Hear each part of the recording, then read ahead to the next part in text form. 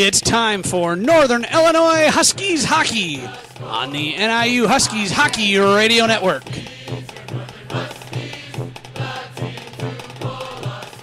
The Huskies are on the prowl from the Fox Valley Ice Arena in Geneva, Illinois. It's NIU Huskies Hockey on the NIU Huskies Hockey Radio Network. Good evening, ladies and gentlemen. Welcome in to ringside here at the Fox Valley Ice Arena. My name is Scott Swartz, and I'm joined by my partner Marcus Grosnick and our cameraman Dan Sanchez. We're along with you tonight. Thanks for tuning us in and spending some of your Friday night with us as Northern Illinois comes into this, what can only be described as a must-win game this evening, as NIU sits in third place in the MACA right now. And with one win this weekend, NIU can solidify their third place position in the MACA for the MACA tournament that comes up next week. Now that's a big deal because the first two slots are already set. You've got Illinois State and Missouri State already are your 1-2. They get byes in the first round. If you are the third team, you get Missouri in the first game versus St. Louis or who's the other team, Marcus? I'm drawing a blank. SLU, excuse me. Yep. And so you definitely want to make sure that you get that third spot and you get the favorable matchup. The Huskies have their destiny in their hands, but unfortunately, the past couple of weeks, they have not done their job. Last weekend, they had kind of a rough weekend. It didn't affect them in the MACA because it wasn't conference games, but you were there, Marcus. Why don't you take us through last weekend against Northern Michigan? Tell us kind of about those games and what you saw the Huskies doing that they need to correct this weekend. Well, Saturday they played a really good game. Brian Pickett and Nick Leon got the 2 goals. For those that, obviously we didn't have any coverage of the game, but they ended in a 2-2 tie. And the reason they ended in a tie because since it's non-conference, the home team gets the option to go to a shootout if they want or if they don't want, and they didn't choose to, so it ended in a 2-2 tie. Hare looked really good again. I was really happy to see how well J.C. Weems, Nick Frodema, and Matt Swastik played. They played really well on Saturday coming up from D3. The defense getting involved, Pickett getting 3 goals in the weekend. You got 2 more on Sunday in their 6-5 loss.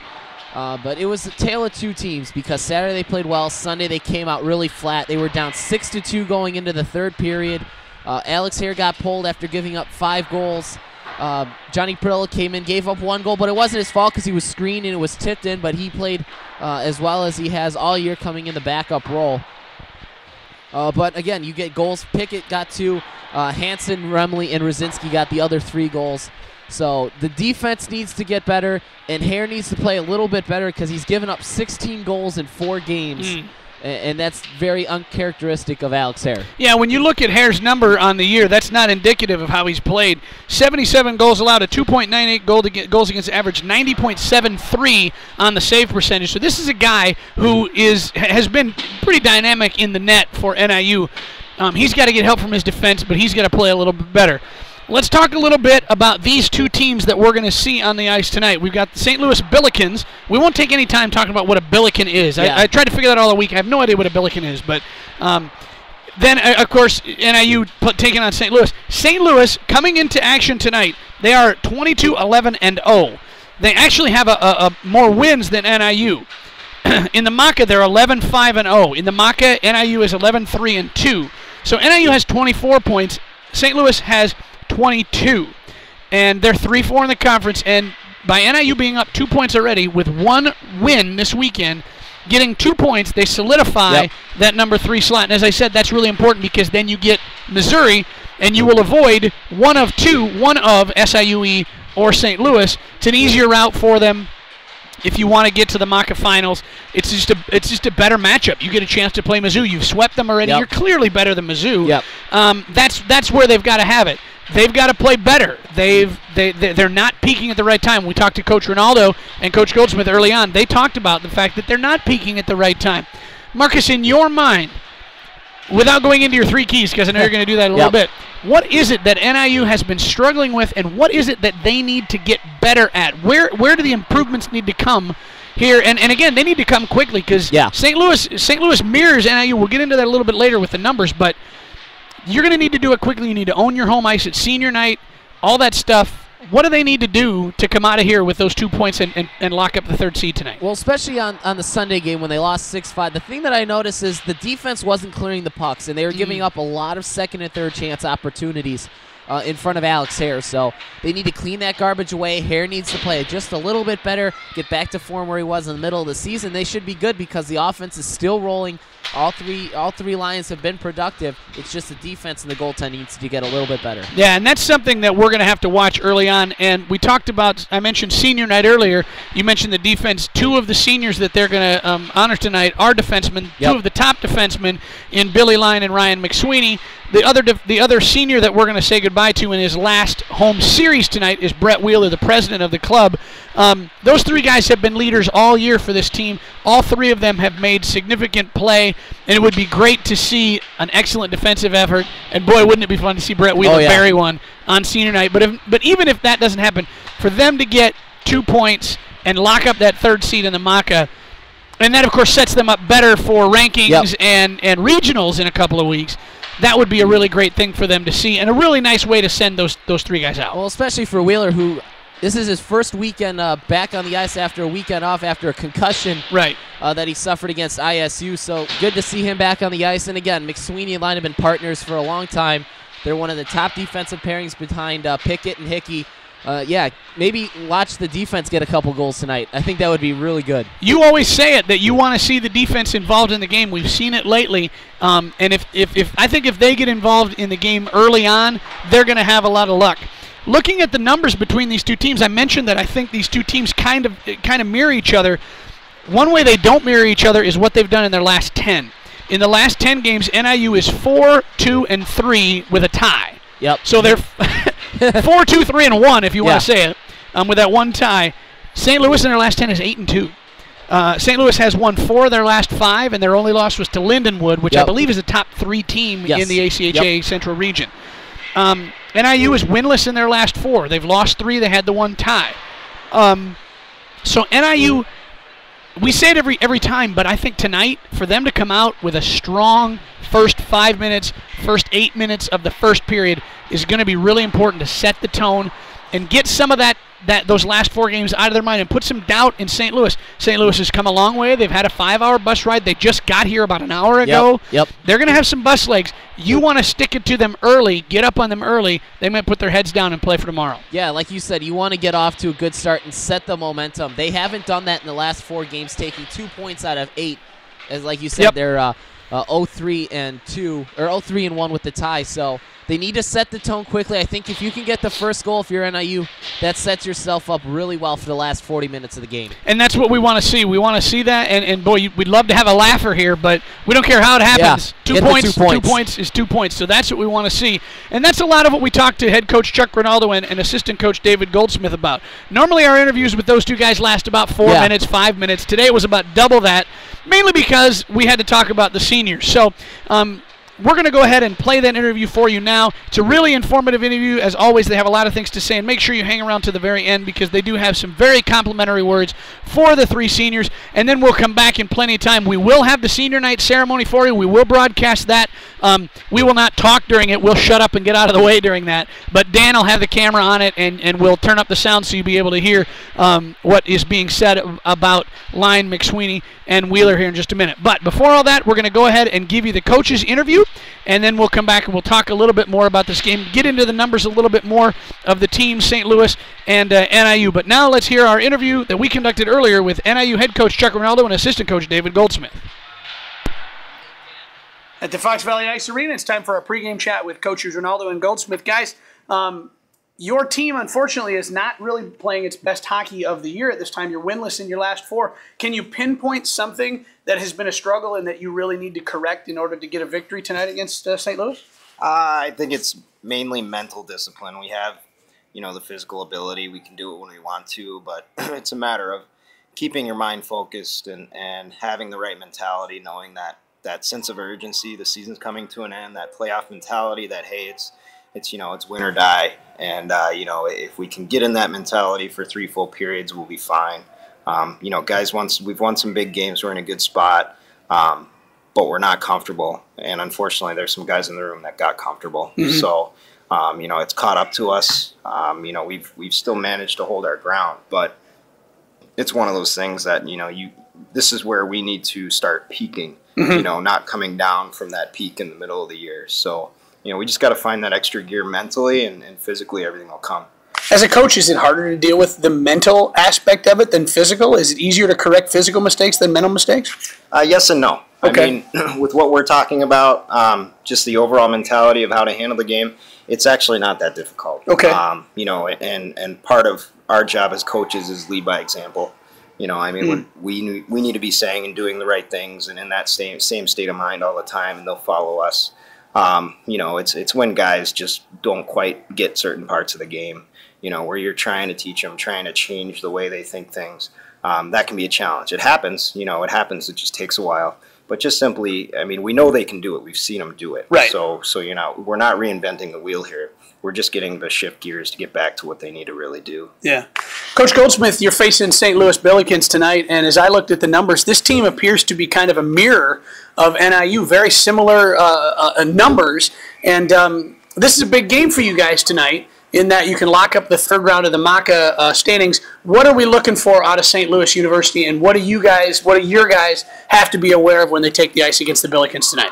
In reality, they're playing for a national tournament bid. Okay. They're on the back end of the top 10, and if they stay in that top 10, they go to nationals because they're hosting. So, mm-hmm. We expect a lot of fire.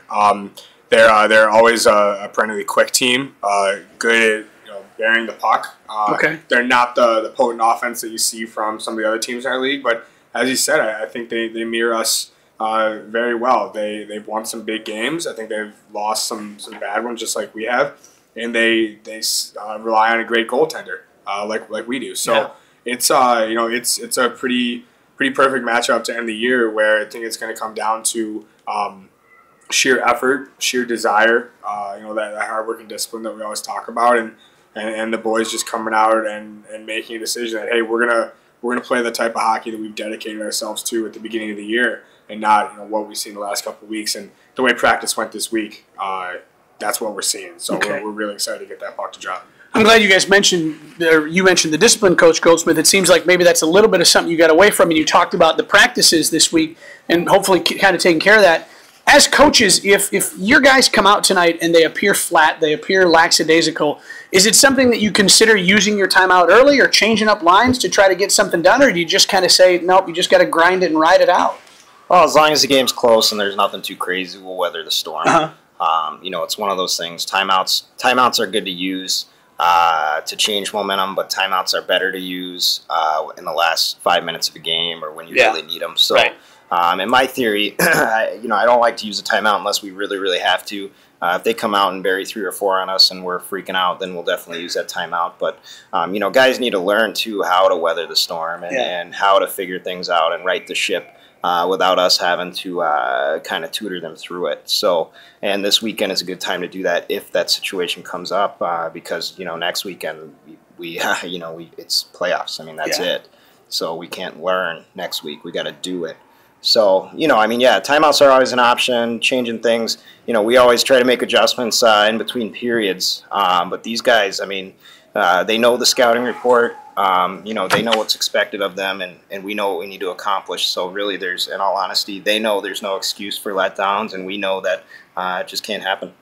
You guys have given up quite a few goals in the last 4 games that you've been winless on. Coach Goldsmith, do you notice anything? Is that an issue with Hare as far as his technique, or is that more of a defensive issue that the guys in front of him need to get cleared up? Honestly, I think it's a sheer numbers game. Okay. No goalie can every game in and game out, provide what he's provided for us this year. The fact that these breakdowns defensively and some soft goals here and there happened this late in the year, it's impressive that it got this far. Yeah. I think it's very circumstantial. I wasn't there last weekend, but I got the scouting report, and a lot of it was just if you let guys take shots in that, call it the house, Yeah. right up the middle, and they can fire that puck there. There's a better opportunity of them going in than if we keep them to the outside and make them take their shots from the outside. We play a fast-paced game. It's pretty run and gun with a lot of these teams, and we've played some pretty talented offensive teams the last couple of weeks, and we've given them too many opportunities. You look at an SIU or an MSU, who I think are just as potent, if not more potent, as those offenses. If you break down the film, their shots weren't shots from the slot. They were shots from the dots and outside. Alex was able to get those rebounds. We were able to clear it out. A lot of times there were second chance opportunities that these guys scored on. Power plays, tips, rebounds, things that are mental mistakes sometimes. Right. But we really refocused that defense this week and just said, hey, it's a simple game. Play it simple. Don't overthink it. And it goes back to that old adage that defense wins championships, and it all starts coming up. And that's where I think we'll be able to take that step back towards our Husky hockey. Sure. Last couple of things for you guys. Coach Ronaldo, can you update us on the health of your team? I noticed Anthony Contillo is up here, and he's not going to play tonight. How are other guys doing? Everybody else is doing okay. Okay. Once again, bumps and bruises. Contillo's still out with a concussion. Wheeler's back now? Yeah, Wheeler had a good week of practice. He's been feeling good, so he took a few hits in practice, but it'll tell the tale when he takes a real hit tonight. Yeah. But we're hoping for the best. So far, he's doing well. Everybody else is ready to go. Good. Last thing I want to ask each of you guys about is get your thoughts on your seniors. Tonight is senior night, and it's the last home series for Billy Line, Ryan McSweeney, and Brett Wheeler, who we just talked about a little bit there. Can you guys just give us your thoughts on those three guys in their last games here at the Fox Valley Ice Arena at home? Well, these guys deserve a heck of a going away party. Mm-hmm. The best way we can do that is sweep these guys in a major fashion. Get these guys out on the ice to enjoy their last home series here in front of the home crowd. There's going to be a lot of handshakes, a lot of thank yous in the room to these guys. And though the season's not over, things change when we go into playoffs. Right. And, things are just a little different when you're on the road and you don't know when your last game's going to be, right, in all honesty. So this is a true time to celebrate it and a true time to tell those guys thank you. In all honesty, it should be an extra motivator for all the players in the locker room to say, hey, you know what? Next year I'm going to be a senior, 2 years, 3 years from now I'm going to be a senior, and I need to perform for these guys just like I'm going to expect my underclassmen to perform for me. Yeah. Pay it forward now because it's going to pay you back later. And it's these three guys, this group of guys, I mean, we couldn't ask for anything better. Me and Dave being a first-year coach here, sometimes you can have seniors from a previous regime that have different ideas, thoughts, and opinions, and sometimes you clash, and sometimes it can be a real battle. But these guys walked right in and said, hey, yeah, it's my team. I'm a senior, but you tell me what I got to do, and I'll go to work for you. Yeah. And that says a lot about these guys' characters. It says a lot about their future and where they're going to end up. They're going to be very successful men in the future. Absolutely. Coach Goldsmith, your thoughts on those three guys? I echo that completely. One of the things I think really stands out about Billy, Ryan, and Brett is that when you're talking about the NCAA Division I level and guys are playing their last game as a senior, a lot of times we're talking about where they're going to play next year. Mm-hmm. At our level, that's something that, while it's a possibility, is not a likelihood. It's a very small percentage. So it's great where you see guys be able to play their last, maybe their last game of competitive hockey. We all get to that point. And the great thing about the three seniors we have right now is that they have such bright futures outside the rink, and even inside the rink, whether it be coaching, being involved in a program, whatever it is. And they're obviously guys that are going to continue to play the rest of their lives. But they're three guys who, they're bright guys. They're they're charismatic and they're hard workers, and you can see that on the ice. You can see that off the ice in the classroom, and they're guys that get respect because they give it. They day in and day out, these are three guys that do the right things. They're never guys that we have to pull aside and say, hey, that's not the way things are done around here. And as Chuck said, when you're inheriting, a team that you didn't really bring in, that's something that sometimes you worry about is the older guys are like, hey, this is my show. It's not, I don't care what the way things are supposed to be is done. And they were the first three guys to buy in, and, they deserve everything that's going to come from them in the future. And I can, they're three guys that, without a doubt, I look forward to keeping in touch with in the future because they definitely have bright futures ahead of them. And I'm proud to say that I was able to coach them, especially, a guy like Brett. I didn't coach him directly with him being up front, but worked with him a lot, seeing the transformation that he's had. And then on the back end, Ryan and Billy were leaders on our defense. They played in every situation possible, and the team's definitely going to be hurting without those three next year. But I'm really proud to see what they can do in their last, hopefully 12 games as a Husky. Yeah, absolutely. I hope it's 12 games. It starts with the one tonight. Go get them a win tonight for those three guys. Coach David Goldsmith, Chuck Ronaldo, thanks for your time. We'll talk to you tomorrow, and hopefully we're talking about locking up that third place in the Maka tournament. Thanks, Ted. So there you have it. That's our interview with head coach Chuck Ronaldo and assistant coach David Goldsmith. And you can hear it right away there how much these three guys have an affinity for the three seniors that they're going to say goodbye to tonight as far as their final home games here at the Fox Valley Ice Arena. We're going to take a short break, and when we come back, we'll hear from Marcus and his three keys to the game, and then we'll have the senior night ceremony followed by the anthem and the puck drop. So don't go anywhere. You're listening to the NIU Huskies Hockey pregame show on the NIU Huskies Hockey Radio Network.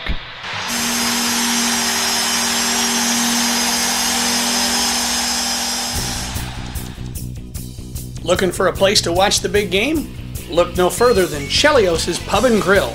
Located conveniently in the Fox Valley Ice Arena, Chelios' Pub and Grill has everything you need for a great eating and drinking experience. Chelios' has an extensive menu featuring favorites like burgers, wings, and beer, as well as original items to keep you coming back over and over. Make sure to bring in your NIU hockey game ticket for 10% off your order. And NIU students, just show your student ID for specials and discounts. Whether you want to watch football, basketball, baseball, or hockey, or you just want to grab a drink after work, Chelios' Pub and Grill is the best place to be. Located inside the Fox Valley Ice Arena at 1996 Kirk Road in Geneva, Chelios' Pub and Grill is the place where true sports fans meet.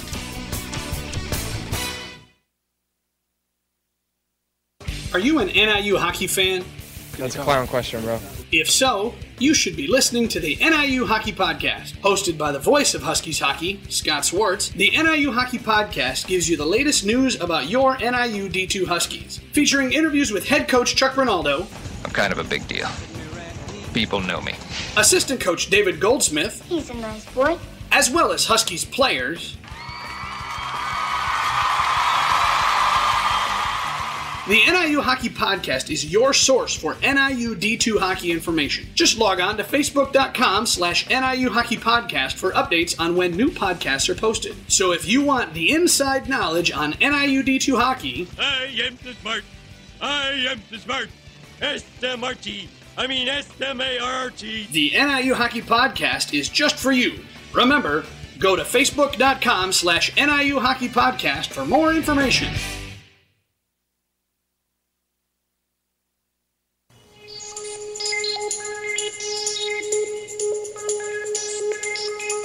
Welcome back, my friends, to the show that never ends. We're so glad you could attend. Come inside, come inside.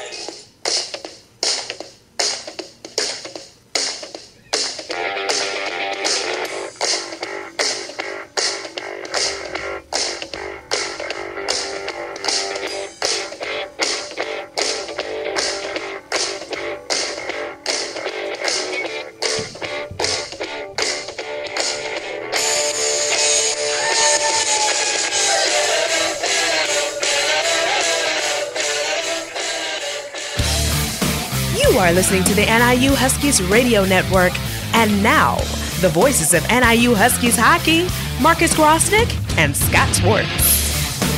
That is indeed who we are, and that is indeed what you're listening to. It's the NIU Huskies Hockey Radio Network. I'm Scott, he's Marcus, and it's time for Marcus to give us his 3 keys to the game for a Husky victory tonight. Marcus, go ahead. All right, key number 1 is going to be defense needs to be more offensively minded, as well as helping Alex Hare clear the pucks. Hare's given up 16 goals in his last 4 games, and they're not all his fault because the defense needs to help clear those pucks and not allow the opposition to give the second or third chance opportunities. Last weekend, defenseman Brian Pickett had 3 goals in 2 games. He had 4 points. He had an assist. So the defense is getting more offensively minded. They need to be better in that area. All right, excellent. That's key number 1. Go ahead and tell us about key number 2. Key number 2 is going to be goaltending. Now, Alex Hare, like you heard in the pregame interview with Coach Goldsmith, you can't expect Alex Hare to play as well as he had through the whole season. And he has given up some questionable goals, but there's other ones that his teammates need to help him out. Goaltending is going to be key tonight, especially against a team like SLU that knows how to score. They're ranked 5th in the conference. They're going to go to nationals since they're hosting it. We can't take these guys lightly. Absolutely not. We're looking for a good game out of defense and out of the hair and out of the hair. Out of hair. And how about your last key real quick before we get to senior night? Last key is going to be Win locks up 3rd place and Mizzou. So it starts with the first 5 minutes in each period. Let's see if they can get it done. Excellent. Well, we are just about ready to have senior night. We'll turn the sound up and try to get that for you a little bit. And but Dan will, of course, have everything on the camera for you. So we're going to do as best as we can. We're going to step aside. It's the senior night ceremony here at the Fox Valley Ice Arena honoring Brett Wheeler and Ryan McSweeney and Billy Line.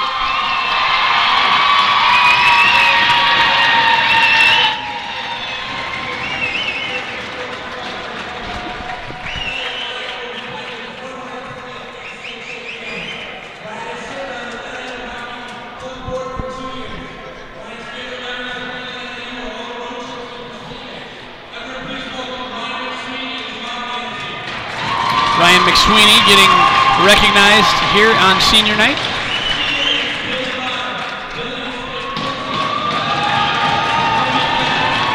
Next up is Billy Line in Calangus, the GM giving the crowd here a few stats and information about Billy. Billy, of course, one of the top defensemen for NIU on the year. Billy is a senior out of Woodridge, Illinois. He's a corporate communications major.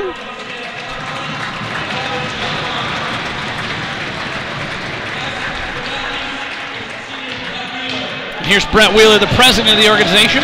Brett's a senior from Midlothian. He's a biology major with a pre-dental emphasis.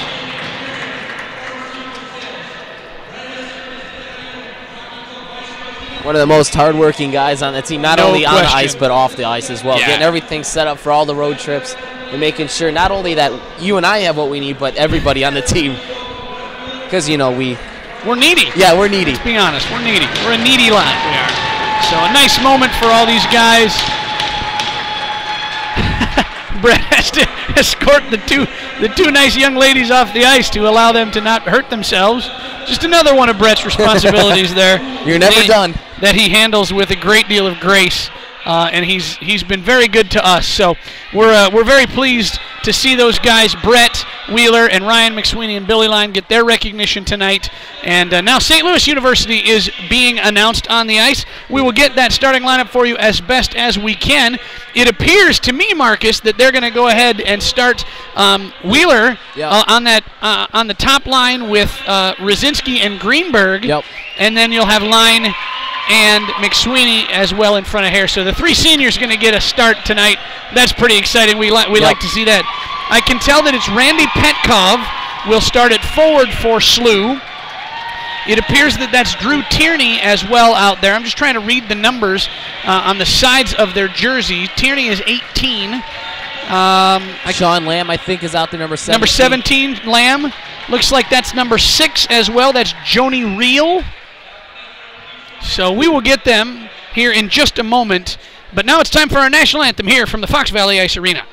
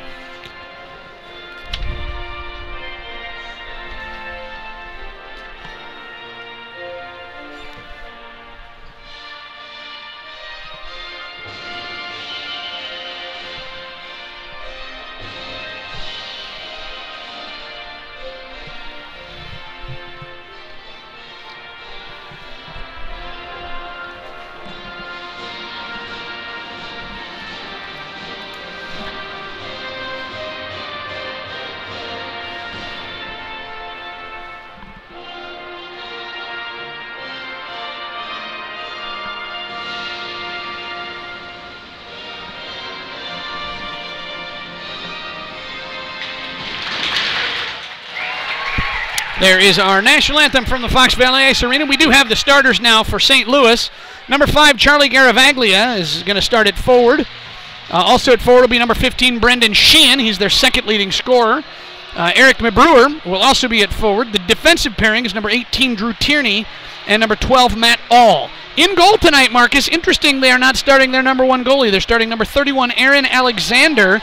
Alexander is a senior. He's played in 10 games. He got a 6-3 record. His numbers are good, giving up 3.84 goals against, a .86 save percentage in the 10 games he's played. He's given up 33 goals. He's a 5'10 senior from Granite City, Missouri. So interesting that they're not starting their number 1 goalie. And he's a small goalie. He's a very small goalie. I mean, 5'10". I mean, looking at him crouching in his net, he's almost completely in his net when he crouches down. I'm not sure that he's 5'10". That's generous. Yeah. But with him being a shorter goalie, there's going to be a lot more room to elevate that around her. Yep. And you can screen him.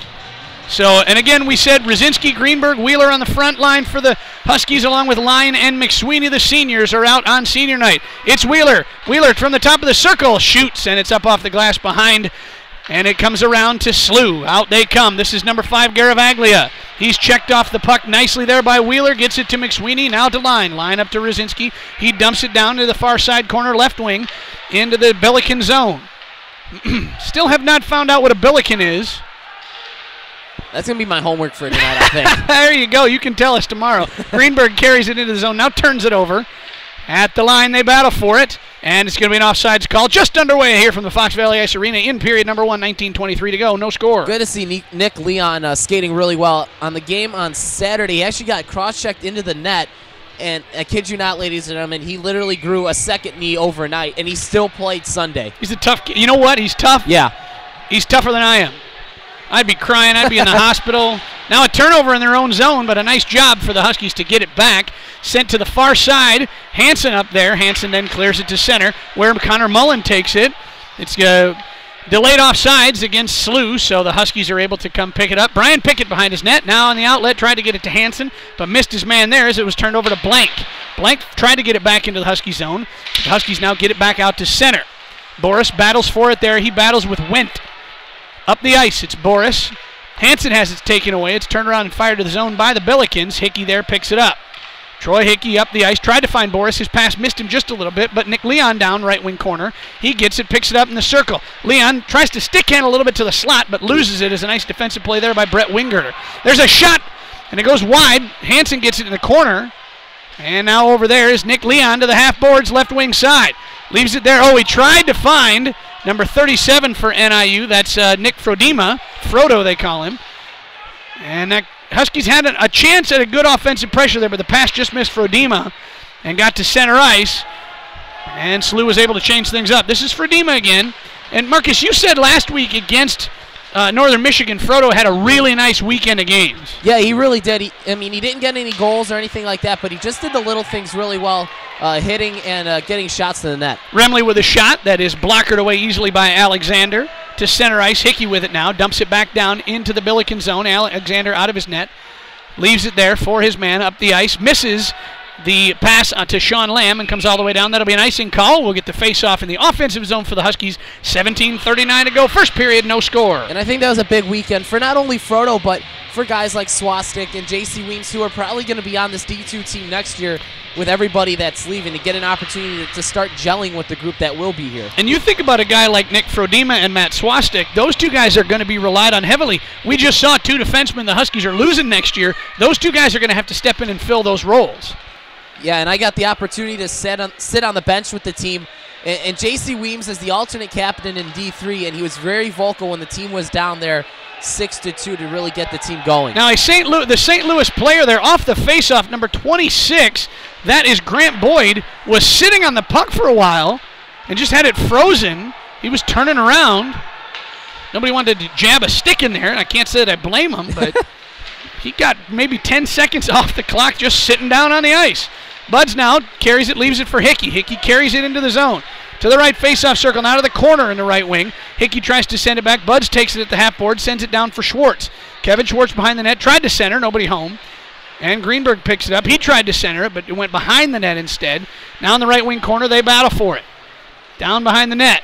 This is Blank. Blank up around the ice, gets it, and it's kicked to center by Sean Lamb all the way back to Billy Line for the Huskies. 16:35 to go, first period. No score between the Huskies and the Billikens. Yeah, Billikens not really able to get anything going, and give a credit to the defense of NIU really getting in and out of that zone really quick. Yeah, I'm glad you made mention of that, Marcus. It really seems like the majority of the play has been to our far right in the Billiken zone. Now here's a turnover in front, a shot by number 15, Sheehan. I mentioned earlier, Sheehan, their second leading scorer on the year. He's got 10 goals, 25 assists, so he's more of a playmaker. But, boy, he had a good shot there, a bad turnover for the Huskies. And they dodged the bullet as Hare got down with the right pad save. Yeah, that's SLU's first shot in the first 4 minutes. So that's just the credit of how well the defense has played for There's NIU. A pass in front. Sorry, Marcus, don't mean to interrupt you, but Greenberg was going to the net. Rosinsky tried to hit him and missed him. Bach now tries to center it, but that pass is intercepted by number 18, Tierney. Up the ice come the Billikens. The race is on, and it's going to be dumped down by number 19, Mabrewer. Went over in the far side for the Billikens. He's checked by Rosinsky. Puck is frozen along the half boards, right wing corner in the Husky zone. Wentz over there, as is Garavaglia. He battles, but now it's taken away by Bach for NIU. Bach turns in the face-off circle to the right of Hare, sends it to center ice. Rosinsky now in the right wing corner, tries to center it for Hansen. Tried to get that little touch in front. It was a good pass, but Hansen, I think the puck may have been rolling on him a little bit. As that one gets to Hare, he just kicks that away with a pad to the corner. Leon picks it up there. No, Rosinsky had Hansen in front, but as I said, I think the puck bounced on him a little bit. Hansen couldn't get it to a stick. Here's Nick Leon skating in with some speed. Now tried to throw it in front. The only person there was number 14, Green. And they take it away to the Billikens. Up the ice. This is 22, Nussbaum. Nussbaum into the left wing corner. Throws it in front. Nobody home. And it comes all the way out where number 24, Neal, has to send it back in. Hare out of his net. Leaves it for McSweeney. Ryan McSweeney. Up the ice, Jacobson, then to Leon at center ice, fired back down, and oh my gosh, Blank's slap shot attempt to enter hit his man, Johnny Moore. Johnny Moore, the leading scorer for the Billikens on the year. Moore has 36 points on the year, and he just almost took one to the face off of his teammate. Just in case anybody's wondering, that's Johnny Moore, not to be confused with John Moore of the Columbus Blue Jackets. Former member of the Chicago Steel, by the way. So a lot of good stuff coming out of that USHL. You got that, boy. I'll tell you what. There's no question about that.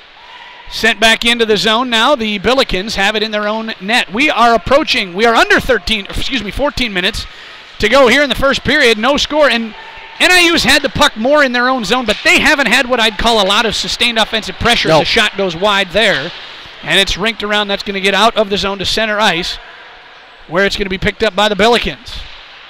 Yeah, I mean, they've gotten some shots, but they haven't capitalized on anything really yet. Yeah, and haven't been able to control any rebounds. Give the Billikens credit. Now Garavaglia comes in. He was going to leave it for his man Sheehan, but instead Remley got in front. Here's Serpico. Serpico pass in front to Wheeler. Wheeler's shot is poked away nicely by Alexander.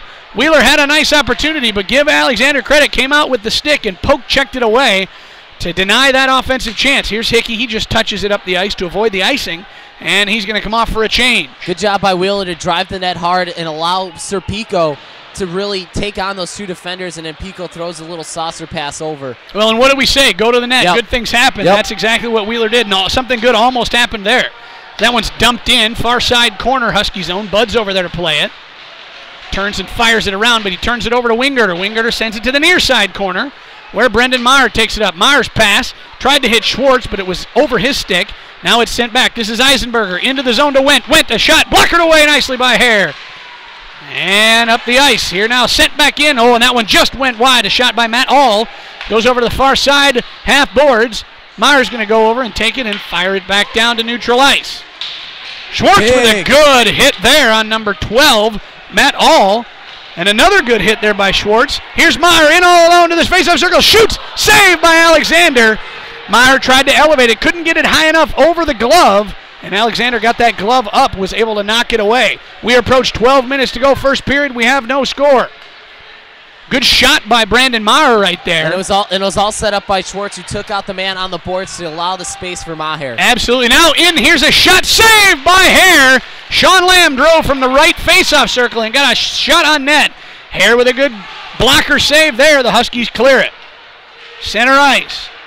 That's 26. Boyd tries to check Bach, and it's sent back down. We are going to get an icing call with 11:36 to go in the first period. No score between the Huskies of NIU and the Billikens of St. Louis University. It'll be a defensive zone draw to the right of Alex Hare. And one thing I've noticed is Coach Ronaldo's really been using that Hansen line a lot early in this first period, maybe to get a little, more. They're a more physical line, but they can score. Hansen, again, had another goal, so he's now tied with Mark Greenberg with 32 points on the season. The amazing thing about that line is that they are physical. They're a bit of a matchup issue, but they're so skilled. Yeah. With Leon, Leon's a big guy, but he's got really soft hands. Hansen's got incredibly soft hands for a big guy. Yep. And Boris centering that line, probably the best face-off man they have, as we've said before. A nice play by Rosinski to take the puck away there from Connor Mullen. Excuse me, Marcus, go ahead and finish your thought. I was going to say that line's got the skill, the speed, and the girth. Yeah, they're a matchup problem. Now a turnover, Rosinski in front, a shot. Oh, he tried to pass it. Greenberg had it kick off his skate. I don't know if that goal would have counted as it went off of Greenberg's skate, and in the motion driving to the net, it would have been interesting to see if they would have ruled. He would have kicked that in. It's got to be distinct kicking motion for it not to be a goal if it had gone in. We do not have replay. That will shock all of you, I'm sure, that we don't have replay. Here on the near side is Bach up to Greenberg. Pass just misses him, so it's sent back down, and that hit a man going off the ice. That should be too many men. Coach Goldsmith is holding up 6 as if to say that's too many men, but I believe they're going to just say it's a stoppage of play, and so we're going to get a face-off here at 10:53. Marcus, what are you seeing early on? We're halfway through the first period just about. What have you seen so far? These two teams really do mirror each other, don't they? Yeah, they really do. I mean, they have the speed, they have the size, and they have the skill. I think it's just 10 minutes through. They're still kind of just trying to figure each other out, but you have to give the edge to NIU right now because they've created more opportunities than SLU. Yeah, they've been on the attack more. I would say maybe 2/3 of the time the action's been in the St. Louis zone, as that one's now sent into the Husky zone here out of his net. Line rinks it back around for Hansen. Hansen tries to touch it. Couldn't clear it out, so it's still behind there. There's Mabrewer. He's battling down there with Line. It's centered here in front. There's a shot by number 15, Sheehan. And Hare down with the pad to save it. Huskies clear it. One thing I've noticed, too, Scott, is that no, that's fine. SLU is... Here's Hansen. Hansen going to wind up. Not going to take that shot. Behind the net. Go ahead. SLU is doing a lot of little drop passes between the legs, and their partners aren't picking it up. And here's a centering pass in front, a shot and a save by Alexander. Hansen behind the net had McSweeney, defenseman, entering the offensive play, as you like to say. And McSweeney was right at the bottom of the right face-off circle, and he couldn't get that puck elevated. If he elevates that puck, it's 1-0. Unfortunately, he couldn't. Alexander got the glove up, and we get a face-off at 10:07 to go. Go ahead and finish your thought about what SLU's doing. Yeah, I mean, that's the example right there. SLU tries that little between-the-legs drop pass. They give the puck up to NIU, and NIU comes all the way down the ice and creates an opportunity. And a beautiful pass from Hansen. Unfortunately, couldn't do it. Hansen there was looking for his, let's see, that would be his 16th assist. Unfortunately, as I said, McSweeney couldn't get it up. Now here's Remley in. Oh, and a good poke check there by the Billiken player. Now in front there, Serpico kicked wide. That play by the Billiken player was made by number 12, Matt All. Good job by All to knock that away as Remley was coming in. He had Wheeler on his right. It was a 2-on-1, but All was able to poke check that away and deny that offensive chance. Now the Billikens enter the zone. There's number 27, Wendt. He lost his glove and still put a shot on net. His glove is hanging out there on the ice. And up they come. Serpico to Wheeler. Wheeler steps over the line, tries to center it in front for Wheeler, and it hit off a skate of a Billiken. It's behind the net now. St. Louis will come back. Huskies going to change. Billikens up the ice. This is Nussbaum. Fires it down into the zone. Hare out of his net because the puck is on the ice. General rule of thumb there, Marcus, correct me if I'm wrong, but Hare comes out of his net if it's on the ice. If it's up around the boards, he's staying in his net. Is that correct? I believe so, because here in this rink, and I'm guessing in the ACHA, it's not. They don't have the trapezoid like they do in the National Hockey League. Right, absolutely, yep. Yeah, you don't see it painted on the ice there, so it makes sense. A lot of people don't like that trapezoid rule. I'll have to get your thoughts on that here in a minute if we get a stoppage of play. It'd be interesting to talk about that and what you think of it. But St. Louis controls, trying to clear it out of their zone. They finally do. Up the ice, that's Lamb. He just dumps it. Jacobson for NIU turns around, gives it to Pickett. Pickett now to center the ice. He's going to send it down left wing corner into the Billiken zone, and the Huskies change it up. Cornier on the ice now with Rosinski. Line back. Here's Garavaglia, and a good stick by Billy Lyon. Garavaglia is one of their top scorers. He's got 20 goals and 14 assists, so a 34-point man. He was coming in, but Lyon, and there's another good stick there by Billy Lyon. Lyon knows the importance of this game. He wants people to see this is a senior. He's taking responsibility for it. Here's Garavaglia. Leaves it for Sheehan. Sheehan into the slot. His shot hits Greenberg. Greenberg to Bach the other way. NIU. Bach just dumps it. The race is on. He's trying to beat Blank down. Bach does, but he's got 4 Billikens around him. They go back on defense. Bach tries to wrap around. It's loose in front. Oh, that was still live. Oh, the puck was still live. You're right. That one got into the pad, but not under the pad. And the official behind the net must have lost sight of it, and his job, if he loses sight of it, is to blow the whistle. He did, but that was still live. Bach tried the wraparound. At any rate, it's 7:35 to go in the first, no score.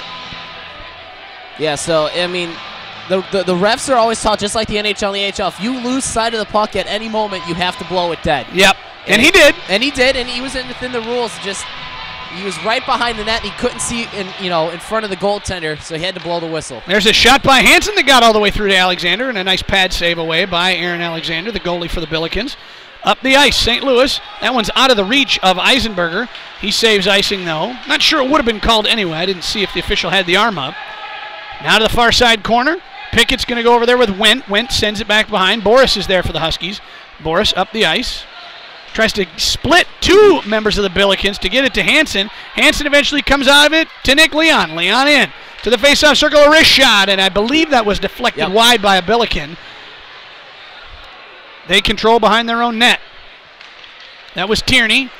Tried to play it off the boards there. Oh, and Hansen's pass found Leon in the slot. Now the high slot, Hickey. That shot is kicked up into the protective netting. We get a whistle, stop and play. Offensive chances start to come a little more consistently for NIU here. And they're getting more deflections out in front as well. And I like how Hickey jumped into place, saw the loose puck, got a shot on net, and just starting to create some opportunities. Absolutely. And you can see that, again, they haven't put it in the net, but NIU absolutely has the momentum and you made mention of it earlier, it seems like St. Louis is dumping it, and they're unable to get to it, and NIU is able to clear it. And the thing NIU is doing well when they clear it is they're avoiding the icing. We've seen them before just turn and fire it up the ice and take icing call after icing call. They haven't done that here early tonight.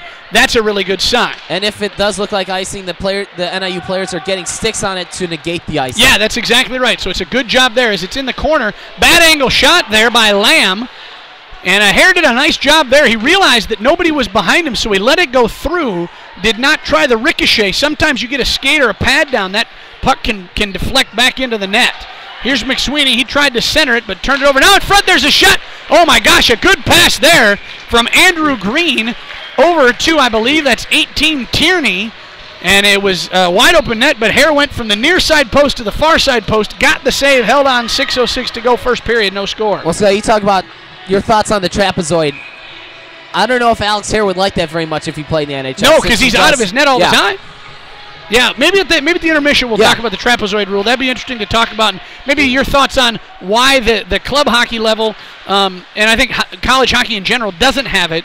So we'll get into that. So I believe that's what they call in the business a tease, yes, Marcus, sir. if I'm not mistaken. So I'm not sure that our tease is going to keep anybody with us, but we'll see. We'll see what happens. As that puck got over the line and was sent back in, and a Husky touched it, so it's an offsides call. It'll be a neutral zone draw. Marcus, you can tell that these two teams, as I've been saying all night, are mirror images of each other. Neither team hits very much. Yep. But when they hit, it's clean. They're not taking penalties. We haven't seen a penalty taken all this period yet. We're approaching 5.5 minutes to go. And it's just been a really clean played game. You can tell both these teams are going to try to rely on their defense and their goaltending, and both goaltenders have been up to the task. Oh, there's a turnover. Oh, and that's lucky for NIU, as that pass from Sheehan did not hit Mabrewer. If that hits Mabrewer, he's in front in the slot in a prime goal-scoring area.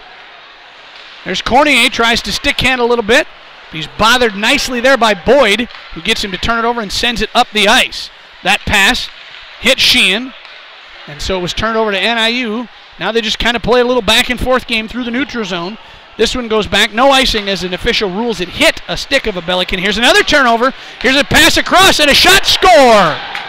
Charlie Garavaglia puts it in the net over Alex Hare. Huskies turn it over in their zone.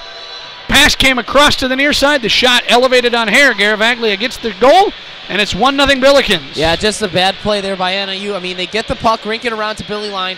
The puck, it's not a clean reception from Billy Line, which means the puck ricocheted off his stick.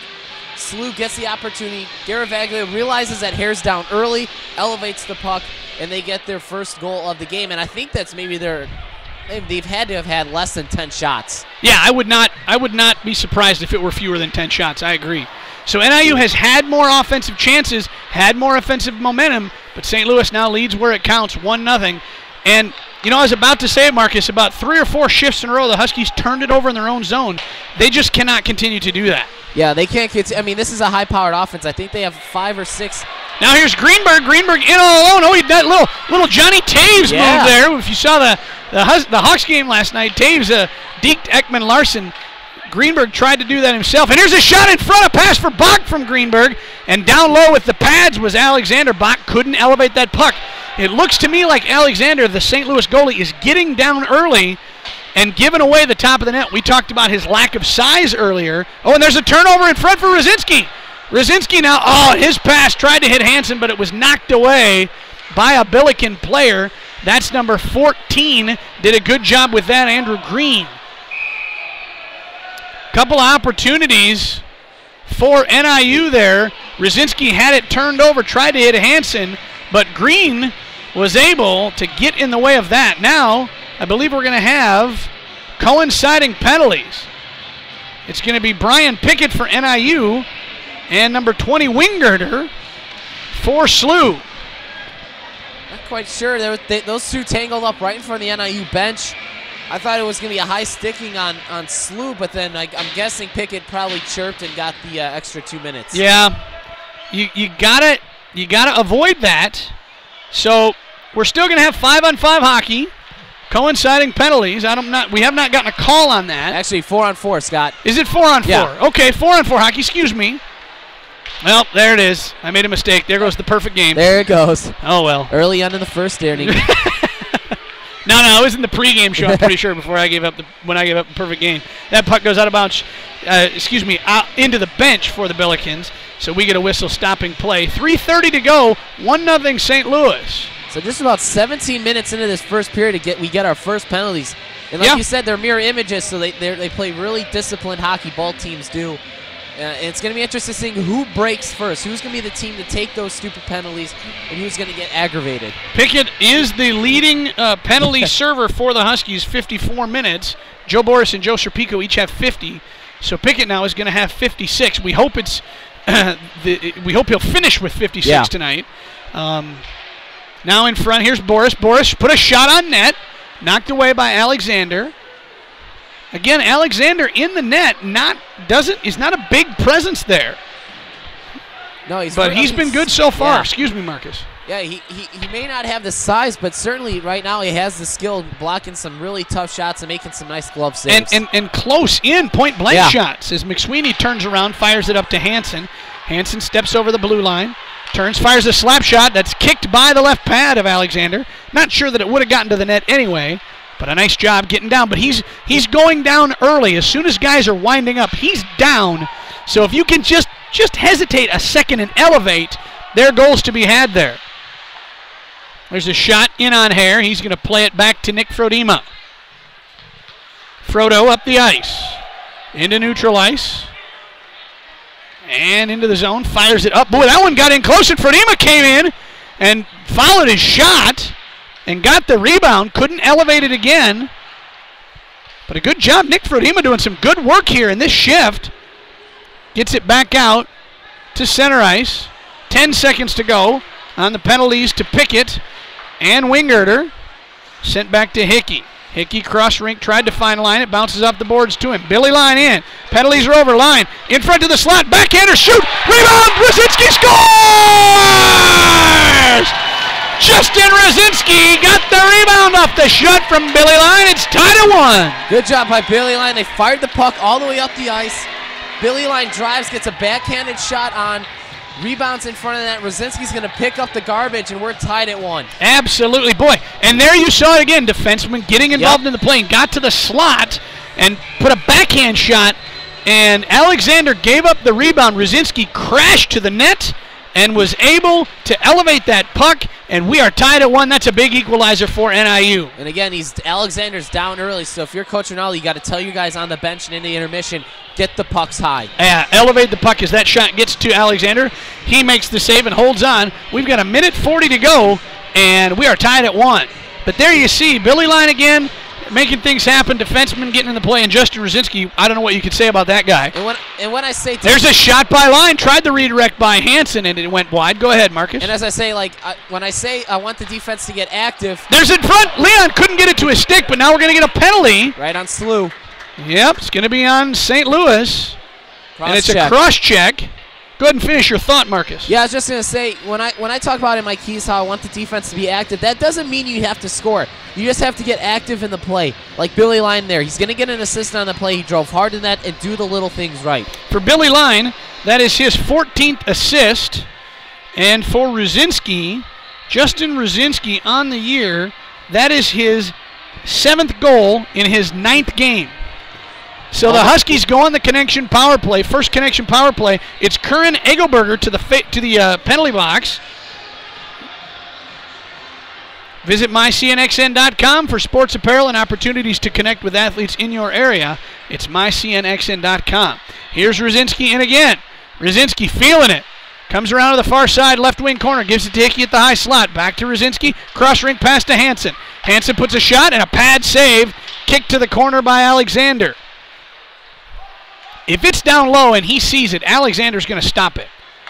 Hickey. Yeah, you're going to have to screen him up front. Yep, Hickey to Hansen. Now here's Hansen. A shot gets under the pads, but not through the pads. As Alexander's down, we get a whistle stopping play. 53.5 seconds to go, first period, tied at 1:20 to go in the connection power play. Yeah, I noticed how Joe Boris was trying to screen him. Alexander, that is, in front. I don't know if he's your man to screen him. You probably would want a Hickey, even though he's playing the point, or Mike Hansen to be the screener. Hansen be the guy I'd want. Here's Hansen to the slot, got the face-up circle, and he puts a shot on net, and it goes wide.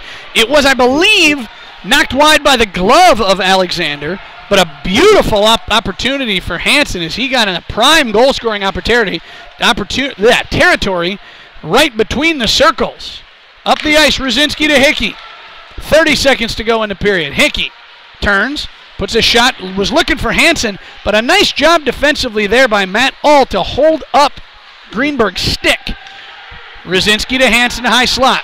Hansen tried to fire it through, couldn't find anybody. It ricochets back to Rosinski. Rosinski in the high slot to Hansen. 13 seconds to go.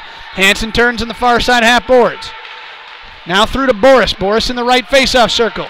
Got to shoot. Comes back, 4 seconds to go. Hickey. Hickey winds up. His shot hits the man Brewer in front. Hansen tries the wraparound, and as the period ends, Alexander was down, and so we will go to the first intermission tied at 1 goal apiece. Marcus, your initial thoughts on period number 1? I think it was a really clean period for both teams, only taking 1 penalty for NIU, that's Brian Pickett, and 2 penalties there for SLU, but like you said, all throughout that first period, they really mirror image each other, discipline-wise, goal-scoring-wise, and defensively as well. I would agree with that. I think that was evident. You know, as I looked at the numbers this week, it was apparent that they were mirror images of each other. But you watch that style. St. Louis is not Missouri State. They're not Illinois State. They're not going to go up and down the goal, up and down. They're going to not go. They wait. They're patient, and when they get their shot, they're going to put it on net, as we saw Garavaglia do. But they're not the kind of team that's just going to look to score goal after goal after goal after goal. They're going to try to grind it out, much the same way that NIU does. Yeah, and I think the defense did really well. I'll get into that when I do my keys. But defensively, they played really well. I don't think there was really a lot of time where SLU was below the goal line. It was really in the middle of the zone or in the neutral zone. Yeah, I think that's right. I think the Huskies defensively, save for a couple of breakdowns in the zone where they turned it over, played pretty well, as evidenced by the only 1 goal. Give St. Louis some credit, and give their goaltender Alexander some credit. Faced some difficult shots, especially, as I said, point-blank shots close in. Did a nice job, stopped everything that he needed to, and that's why we sit here at the first intermission tied at 1. We're going to take our first break of the intermission. When we come back, we'll review the 3 keys, and we'll get into the trapezoid rule a little bit and talk a little bit about your thoughts on that, Marcus, and kind of why we think maybe it's not at this level. So don't go anywhere. That's all coming up. We're at the first intermission. It's a 1-1 game between the Billikens from St. Louis and the Huskies from Northern Illinois University. We will be right back. You're listening to Husky Hockey on the NIU Huskies Hockey Radio Network. Are you looking for a place to get all your AHL news? Then tune in Wednesdays from 4 to 6 and listen to the Chicago Hockey Connection on SportsTownChicago.com. We will talk about the Chicago Wolves and the Rockford IceHogs. Analyze every goal, save, and win for both teams, including exclusive interviews of coaches and players and much, much more. Again, CHC airs Wednesdays from 4 to 6 on SportsTownChicago.com. And be sure to like us on Facebook at Facebook.com/Chicago Hockey Connection to get all your hockey updates. My name is Joe Thompson. I'm 29 years old and have a career that I love as a systems analyst. Career. It still sounds cool to say that word. I never could have gotten on this path without a college degree. And if the college me were here, he'd tell you. I never would have gotten to college without Big Brothers Big Sisters. I could have ended up anywhere, on the streets even. But college? Joe Thompson? Not likely. My big brother helped me out. He taught me I could do anything, at a time when a lot of people were saying just the opposite. And to a 7-year-old, that means a lot. My big brother's name is Phil. And Phil is the reason that this 7-year-old grows up to be a systems analyst. Whether you donate money or time, you're helping Big Brothers Big Sisters help a child. And that can last a lifetime. Start something today at BigBrothersBigSisters.org. Brought to you by Big Brothers Big Sisters and the Ad Council. This is your time. Now go out there and take it. We always know when it's our time on the NIU Huskies Hockey Radio Network.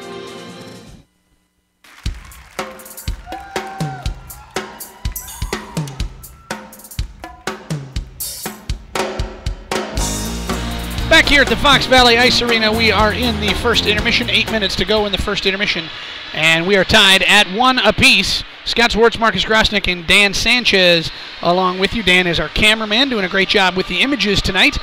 And let's recap the scoring from period number 1.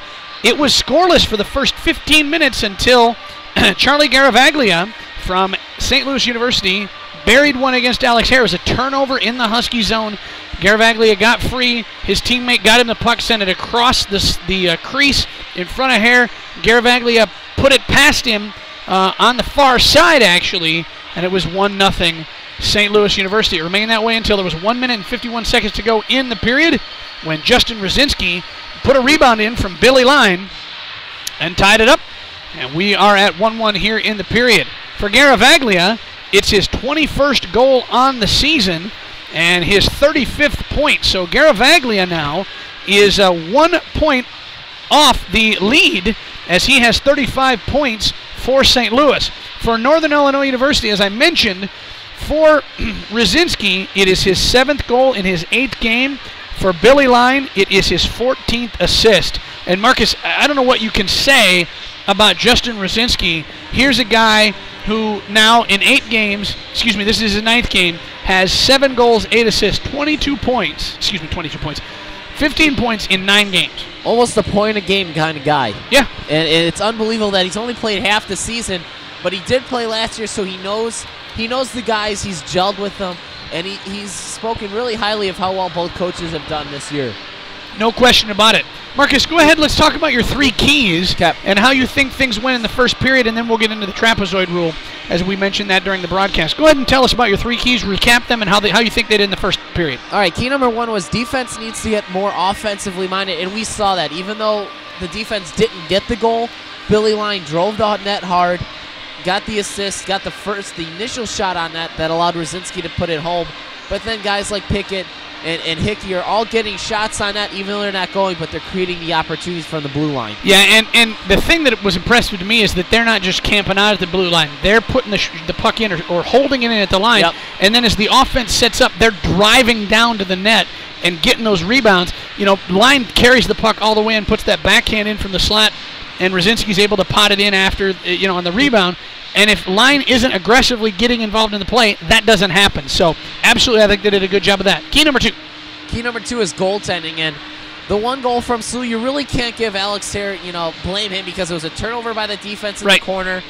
He went down early. Maybe that's where you can fault him a little bit, but it was just a good shot by Garavaglia to realize that Hare was down low early and elevate the puck in the far side corner. Yeah, and let's talk about the goaltending of SLU. Aaron Alexander, we looked at him. His numbers do not jump out at you. Alexander, he's a senior. He's 5'10". I think maybe 5'10" on his skates. Yeah. But 384 goals against average, save percentage just at 86. So, the Granite City, Missouri product, not necessarily a dynamite goalie, not their number one goalie. Interesting to me that they're not starting the number one goalie tonight, Tyler Stewart. But Alexander gets to start. He faced some real tough shots from real short angles, and with the exception of the Rosinski rebound, has lived up to has been up to the task. Yeah, I think the thing with Alexander is he's good in tight.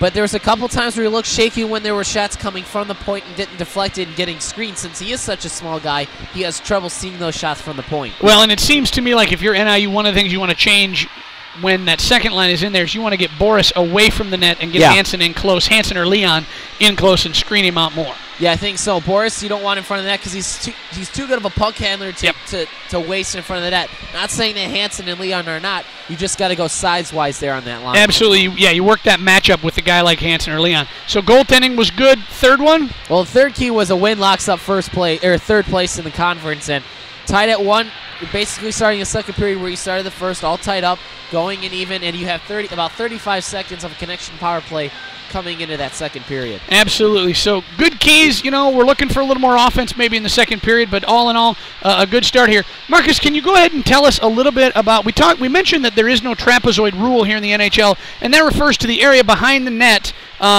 going away to the backboard. Can you go ahead and explain to us what that is in the NHL and talk about why it's instituted and maybe why it's not at this level? Well, the trapezoid rule is a nice little trapezoid that's painted on the ice. When the goaltender can only play the puck inside the trapezoid. If he plays the puck outside of that, it would be a 2-minute minor for delay of game. And, I don't really like that rule because if you got goaltenders like Mike Smith and the Martin Brodeurs that really like to play the puck, there's times in a game where there's a time in a game when a defensive player can't come back and get it where the goaltender can't, and if it's not in the trapezoid, he can't play it. Right. So, to me, I think if they wanted to get rid of it, I would test it out in the American Hockey League first to see if it works there, and then bring it in the NHL. They did the similar thing this year with the AHL having a no-touch icing throughout the first half of the season. Okay. And they went away with it because they didn't like it. It wasn't working how they had planned. They went back to the touch icing like the NHL, but I think you have to work it out there first before you come up to the NHL. Do you think that rule is in there just strictly for safety purposes? I think so. Okay.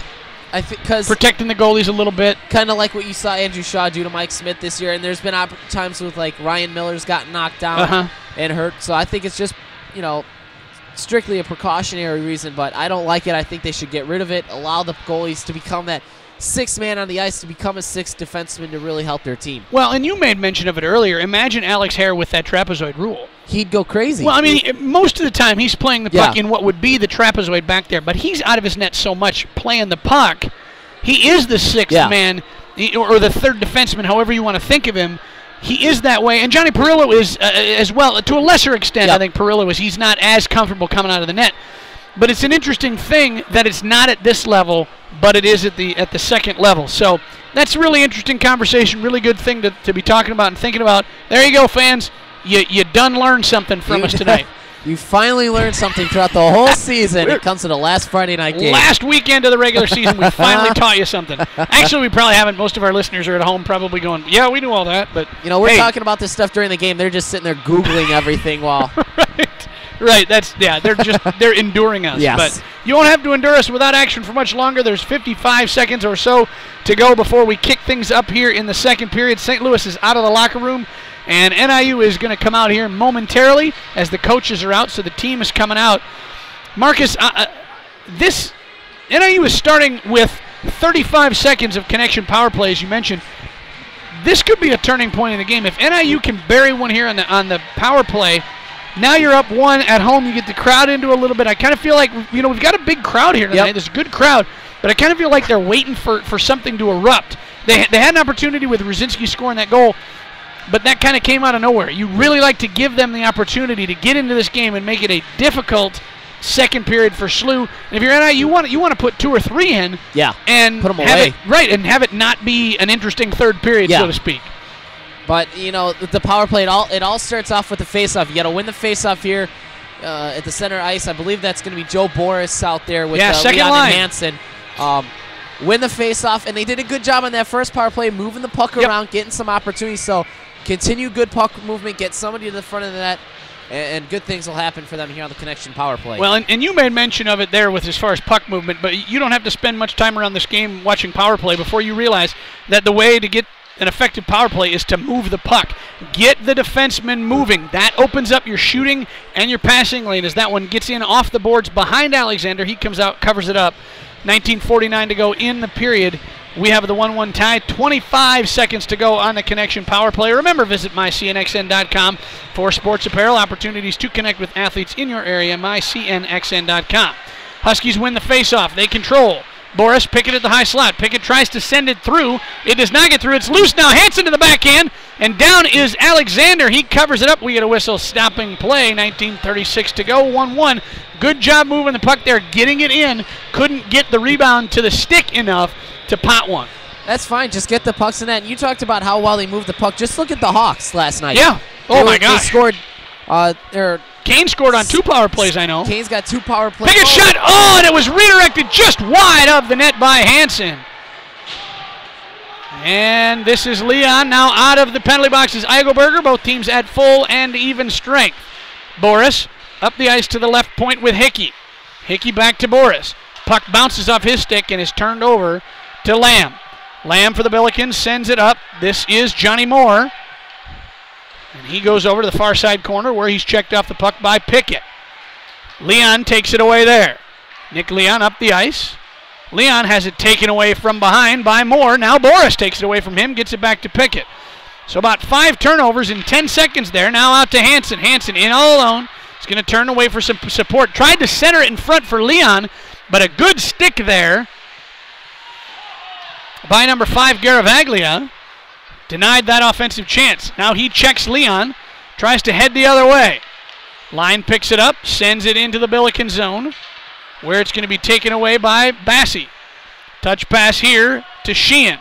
Sheehan drops it off to Garavaglia. He tried to find Mabrewer, but it got out of the zone, touched by Billiken. So now it's an offsides call. 18:21 to go. 1-1. Both teams seem a little tentative here in the early goings. Lots of turnovers. Yep. And neither team seems like they're playing very crisp right now. Yeah, just kind of moving the puck. It's back and forth. A lot of play in the neutral zone. Teams giving up turnovers, but it'll come. It'll come. NIU's too good to not have a couple rushes here in this period. It seems like both teams would be too good for this. Yeah. St. Louis, no slouch themselves. This is Mabrewer. He loses it. Rzinski takes it back. Now Rzinski with speed. Crosses the Billiken blue line into the right circle. Shot, save. Rebound is loose in front. Oh, and Greenberg couldn't get his stick to it. It was wide open there. As Alexander was down, Greenberg couldn't get his stick. There's a pass in front, and it never gets through. As they battle on, oh my gosh, the best. You mentioned it. There's your rush right there. Yep. And, give credit to Garavaglia as here comes NIU on a break. Now this is a 2-on-1 and a good stick there as Rzinski tried to pass it to Greenberg. Good stick there. And now Rzinski in tight, trying to stick handle.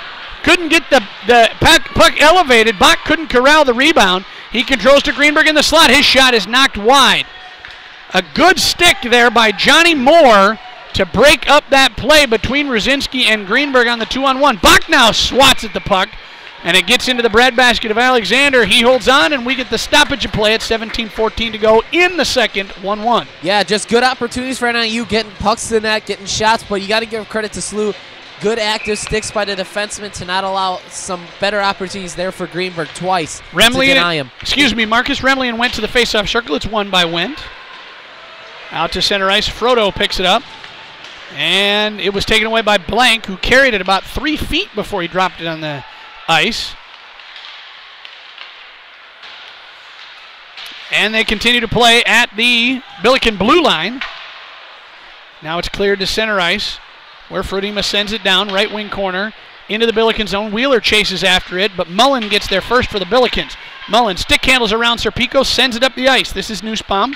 Nussbaum cross rink to Wingert, to Wendt. In, tried to center it there back to Wingert, but a good job by Nick Fredima to knock his man off the puck and elevate his stick so he couldn't get to it. Turned over at center ice. This is Wendt. He just dumps it. Hair out of his net. But Frodo back there, along with Hickey. Fredima and Hickey. Frodema getting some good ice time here today, Marcus. Yeah, Hickey enters. Yeah, he earned it, and he played a lot with Hickey last weekend, too, in northern Michigan. This could be another good tandem next year with Pickett, possibly not coming back as he's a graduate student this year. Frodema sends it down into the Billiken zone, far side, right wing corner. Billikens come out with it. This is Blank. He leaves it for Lamb. Lamb turns it over to Kyle Cornier. Cornier gets it to Frodema, now to Rosinski. Rosinski, stick handles in. Now to the left face-off circle, backhanded shot, save. That one got in tight on Alexander, kind of ate him up. And here come the Billikens. Oh, what a stick by Pickett! That was a prime breakaway chance there for 16 more, their leading scorer. If Pickett doesn't get a stick on that puck, Moore is in all alone. Interesting play there as Lamb got in close to Alex Hare. And Hare knocked him down off the puck, turned around, shot. Hare kicks it wide. Rebound is up over Hare's net. And the Huskies look like they need a change. You got guys just standing around. Not much energy for the Huskies. And a good shift here for St. Louis. Greenberg gets it up, carries it out. I would guess he's going to dump it. He does, in on Alexander, kicks it wide. But the Huskies aren't going to change it up. Now that a couple of them change. This is Boris. He turns it over there, and up the ice come the Billikens. Good hip check over there by Pickett, sending the man Green into the boards, knocking him off the puck. But now in front, this is Moore, puts a shot, pad save by Hare.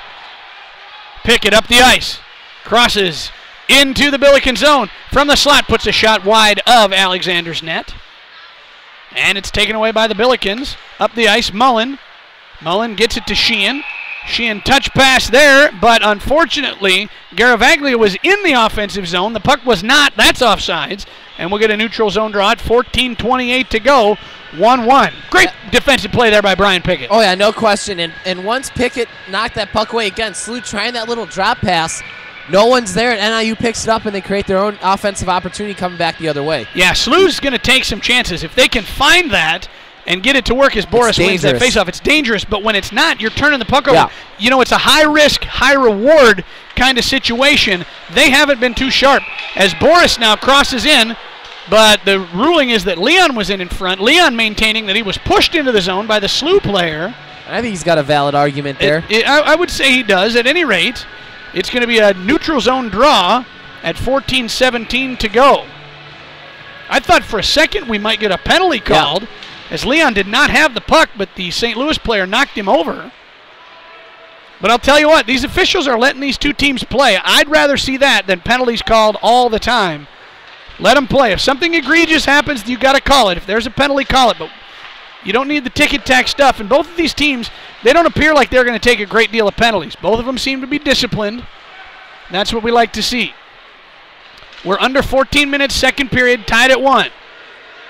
This is Nick Leon in to Boris, a 3-on-2. Boris from the slot, shot, and a blocker save up high into the protective netting, and I believe that's Mike Hansen down. He took a stick, I think, to the face or to the throat area. Grant Boyd got in and tried to lift his stick up, got into the neck or underneath the chin of Hansen. Good thing there by Boyd as he stayed right with Hansen to make sure he was okay. And I've noticed, too, that Hansen's gone. The last couple weekends, he's played with that clear face mask, and he's gone back to the cage. Yeah. So, I don't know. I know a lot of guys use the shield, or the clear one, because they see better. They don't like the bars in front, yeah. There's a turnover now in the zone to Brendan Maher, but he gives it back to number 12, Matt All. Here on the near side, the Billikens control. Good check there by Kevin Schwartz, and it's turned over to Buds. Sean Buds turns in the left face-off circle, centers it. So he tried to find Maher, but it got all the way through.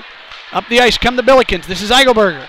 Eigelberger, good stick there by Troy Hickey to knock it away and get in the way of that rush. We approach 13 minutes to go. Pass is intercepted by Cornier. Cornier turns and fires it down into the near side left wing corner of the Billiken zone. Now the hitting's coming a little bit more here. Oh, there's a big hit by Hickey on Wendt. Good, clean, hard hockey hit.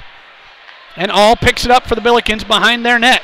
And that all up the ice. Cornier was going to wind up, but realized the Billiken player was coming there. And he tried to freeze it, was unable to, and they turn it over. The Billikens come up the ice. You talk about Troy Hickey, how he's been one of the top defensemen. I think if he can start hitting more, you're going to see his game go to a completely different level. Yeah, he could be a dominant defensive player with his level of skill.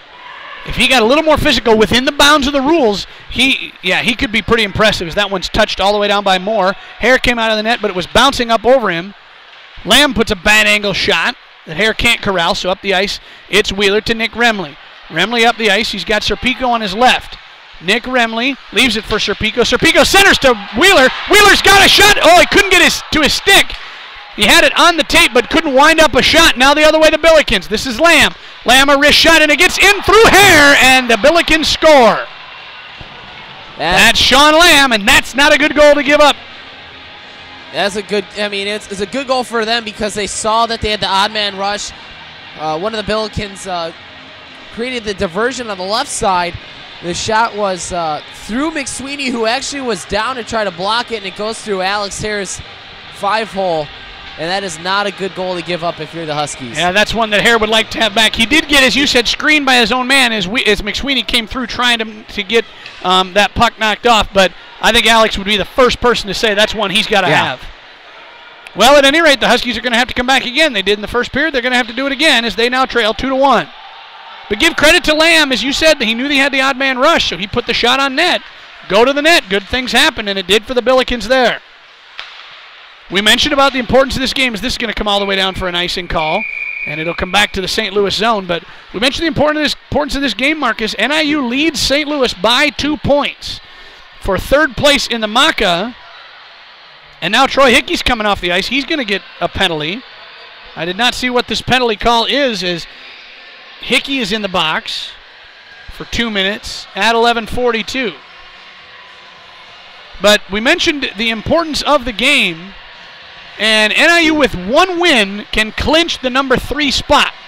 A win tonight, they clinched that number 3 spot, and a meeting with Mizzou in round number 1 of the MACA. If they lose, they drop to 4th or 5th and will play SIUE, who's a much better team than Missouri. No slight against Missouri. That's just a fact. So if you're NIU, you want Mizzou in that first round, not SIUE. Especially because in those 2 games against Mizzou, they scored 14 goals. And against SIUE, they did sweep them, but they were very close games both weekends. Very physical. And they were at home.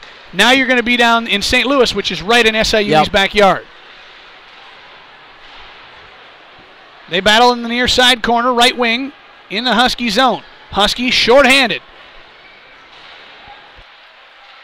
That's Garavaglia to the high slot for Blank. His shot actually hit the man, Brewer, in front and went up into the protective netting. 11:09 to go second period. It's 2-1 Billikens over the Huskies. And I don't think Alex Hare even saw that shot because it got deflected. He started looking behind him, freaking out, thinking it had gone in. Well, and you know, you don't like to see that from your goalie. He needs to play with more confidence.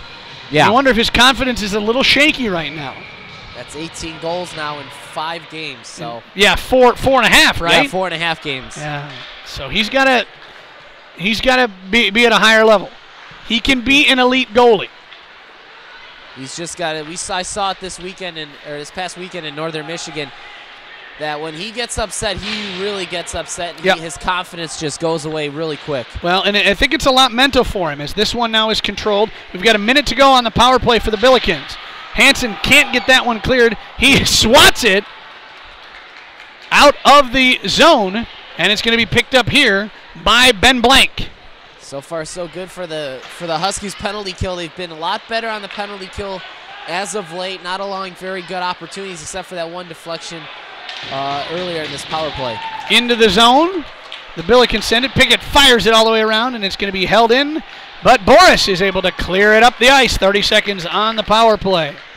Number 15 there, Sheehan, tried to hold it in, but he touch passed and thought his man was there. The only person who was there was Joe Boris, and he's not on his team. Now a turnover, Rosinski. Rosinski to Greenberg in front, shorthanded Greenberg, and it's kicked wide by Alexander. Huskies could not get to the rebound, but that kills about 15 more seconds. We've got 10 to go on the power play. Here's Johnny Moore, leading scorer for the Billikens. Oh, a good deke there on Schwartz. A shot In close, and Hare with a save. Down butterfly style, holds on, whistle stops play. 9:46 to go in the second. 2-1 Billikens, 4 seconds on the Billiken power play. Yeah, Greenberg's had about 3 or 4 good scoring opportunities in close on Alexander, but give credit to SLU. Every time he's had that chance, they've been right there to deny him. Huskies changing up the defensive pairing. Frodo and Schwartz off the ice. And interesting, Schwartz played forward last weekend, and that was because Hickey was out DQ for 1 game and Greenberg was out 2 games. Yeah, so I think he's better on defense. Yeah. It seems like that's more of his game. He's a big kid. He's another one that if he learns how to hit legally, he could be a load out on the ice. 9 minutes and 20 seconds to go. Penalty is over. Both teams are at full strength, so a good penalty kill for the Huskies. Greenberg touches it to Hickey. Hickey leaves it for Rosinski. Rosinski steps over the line, now to the circle. Rosinski stick handles, but is knocked off the puck by Mullen. Greenberg is knocked off the puck there by number 12, All. And up the ice and all the way down. Now a breakaway chance for Moore. Pickett does a good job of knocking him away. Hickey now gets it. Good job by Brian Pickett on Johnny Moore there. Moore had a couple of opportunities to get that. Oh, bad turnover in front of the net. Oh my gosh, Pickett tried to fire that up and he whiffed on it, and it was loose in Alex Hare's crease.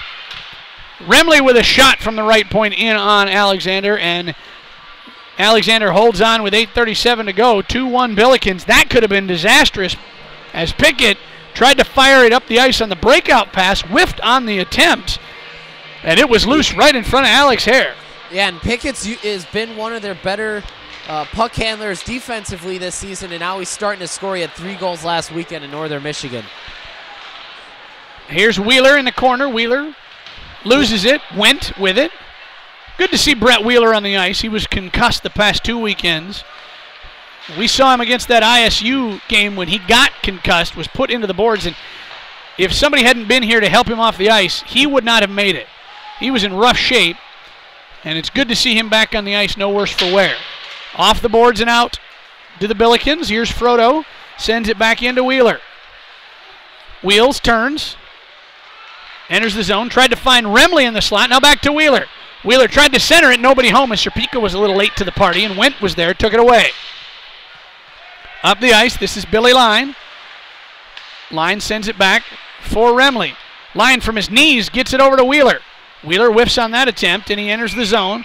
They're going to rule that Serpico was in. I think that's a good call. I think Serpico was in. And a shot afterwards by Serpico and Wheeler. Now they're going at it in the corner, and that's going to be Serpico coming off the ice. He hit the man way after the play was over. I'm not sure what Joe's thinking there. That's a bad penalty for Serpico, as he was the man who was ruled to be offside, so he knew the play was over, and he's going to come off the ice. And rightfully so. Joe's got to be smarter than that. He can't do that. Yeah, and Joe's one of the more hotheads on the team when it comes to chirping, and we saw that this weekend against Northern Michigan. He got tossed from both games for chirping. And like you said, Scott, he's just got to be smarter than that. Know when to take your shots like that. You can't do it after the whistle's already blown. Yeah, it's got to be within the confines of the game. You will get opportunities to get somebody. You know, ask Jamal Mayers. He gets Rafi Torres first shift last night. You can't do that. You can't put your team shorthanded again, especially when you're already down by 1. So we've got 7.5 minutes to go. The Huskies back to the penalty kill. They did an excellent job last time. They're going to need to do it again. As Joe Serpico sends, I would assume that's a roughing call. Yeah, roughing or interference, yeah, maybe something like that. Here's Lamb in. Lamb a 3-on-1. A shot saved by Hare. Rebound is kicked away by Hare. Nice job by Alex there. It's loose in front. Good job by McSweeney to get that to the boards and out of that prime scoring area. Billikens controlling the half boards. This is Lamb. Lamb down low for Moore. Moore's shot comes across away from the goal, and we're going to get a whistle stopping play. I believe they're going to say the goal is off its mount. Is that correct? Yep. And so a whistle stopping play. 6:59 to go, second period. It's 2-1 Billikens over the Huskies. And this is a big moment here for the Huskies penalty kill because the Billikens have 26 power play goals on the year. Yep. So they know how to score when they have the man advantage. If you're NIU, just get that puck fired as quickly down the ice as you can and not allow them to set anything up. That's right. Yeah, 26 is, and this I believe is their 32nd game. So they've been averaging close to a power play goal a game. They're good on those special teams. That one's kicked out. Blank, checked by Hickey off the puck. Remley controls, sends it behind. Over there, that's Brewer. He can't get a hold of it. Now Sheehan. And it's held in there by Tierney. Tierney to Sheehan, back to Tierney. Remley, a good stick, gets it out of the zone. 45 seconds on the power play. Nice play by Nick Remley to take that puck away there by Sheehan on the far side blue line. Just going to keep killing more time off the clock. Blank tried to touch it into the zone, but in the way was Greenberg. So the penalty killers are Pickett and Hickey, the defensemen, Remley and Greenberg for the Huskies. Centering pass, never finds anybody for the Billikens. Up the ice, it's Greenberg. He just fires it down. Alexander sticks it to a stop. 18 seconds on the power play for the Billikens. One more rush up the ice. Here they come. That's Sheehan. Sheehan's pass hits Hansen. Hansen turns and sends it back, and that will just about do it. And 3 seconds, 2 seconds, that's one. Serpico out of the box, and both teams at full and even strength. Serpico came out of the box and tried to deliver. Hit. Hansen does it for him. As down went Brewer, Mike Hansen with a big hit knocked him off the puck. And there's the difference. You want a shot at a guy. Hansen does it within the confines of the game, knocking a guy off the puck. Nick Leon plays the puck down here to our left. Tried to center it for Boris, nobody home, and here's Hickey, a shot, redirected in front wide of the net. Boris holds on, right wing corner. Behind the net to Hansen. Hansen tried to center to Leon, but was knocked away by Garavaglia of the Billikens. Down deep. Up off the boards was Boyd. He gets it to Garavaglia. Up the ice, this is Sheehan.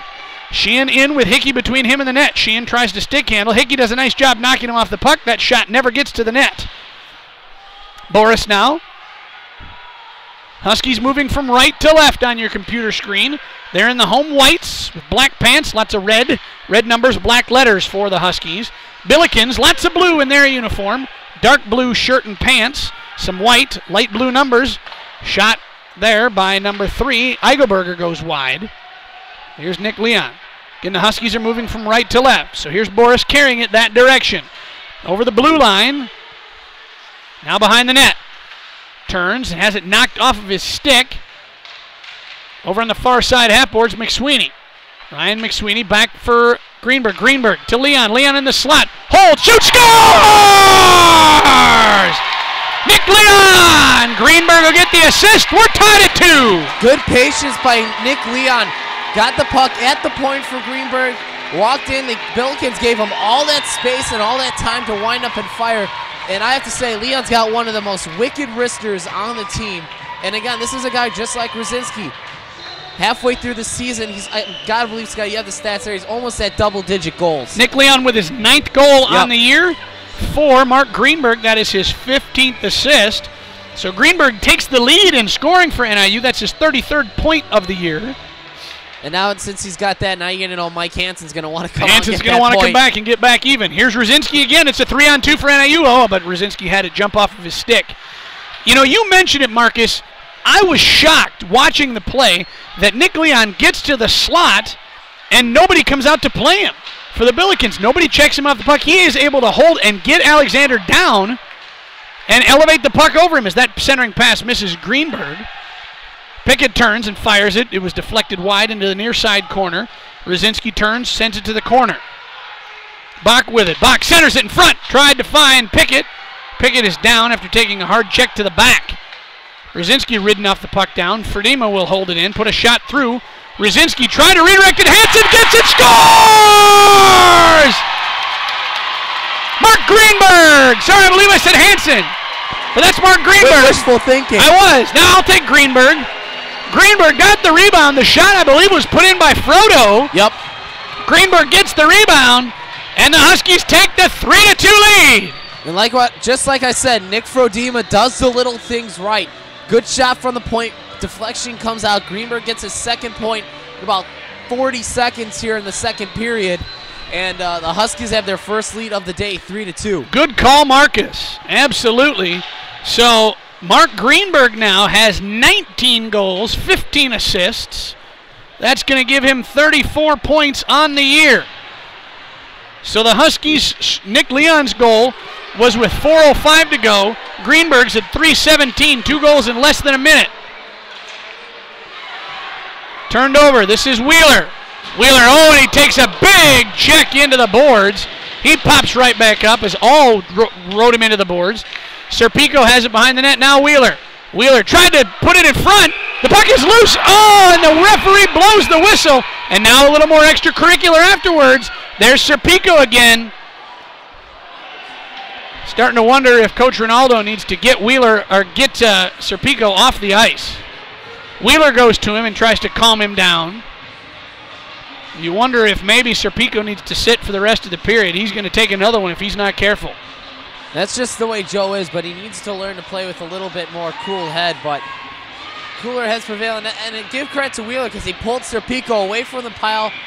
Took a little shot to the face as well from a Billiken. Yep.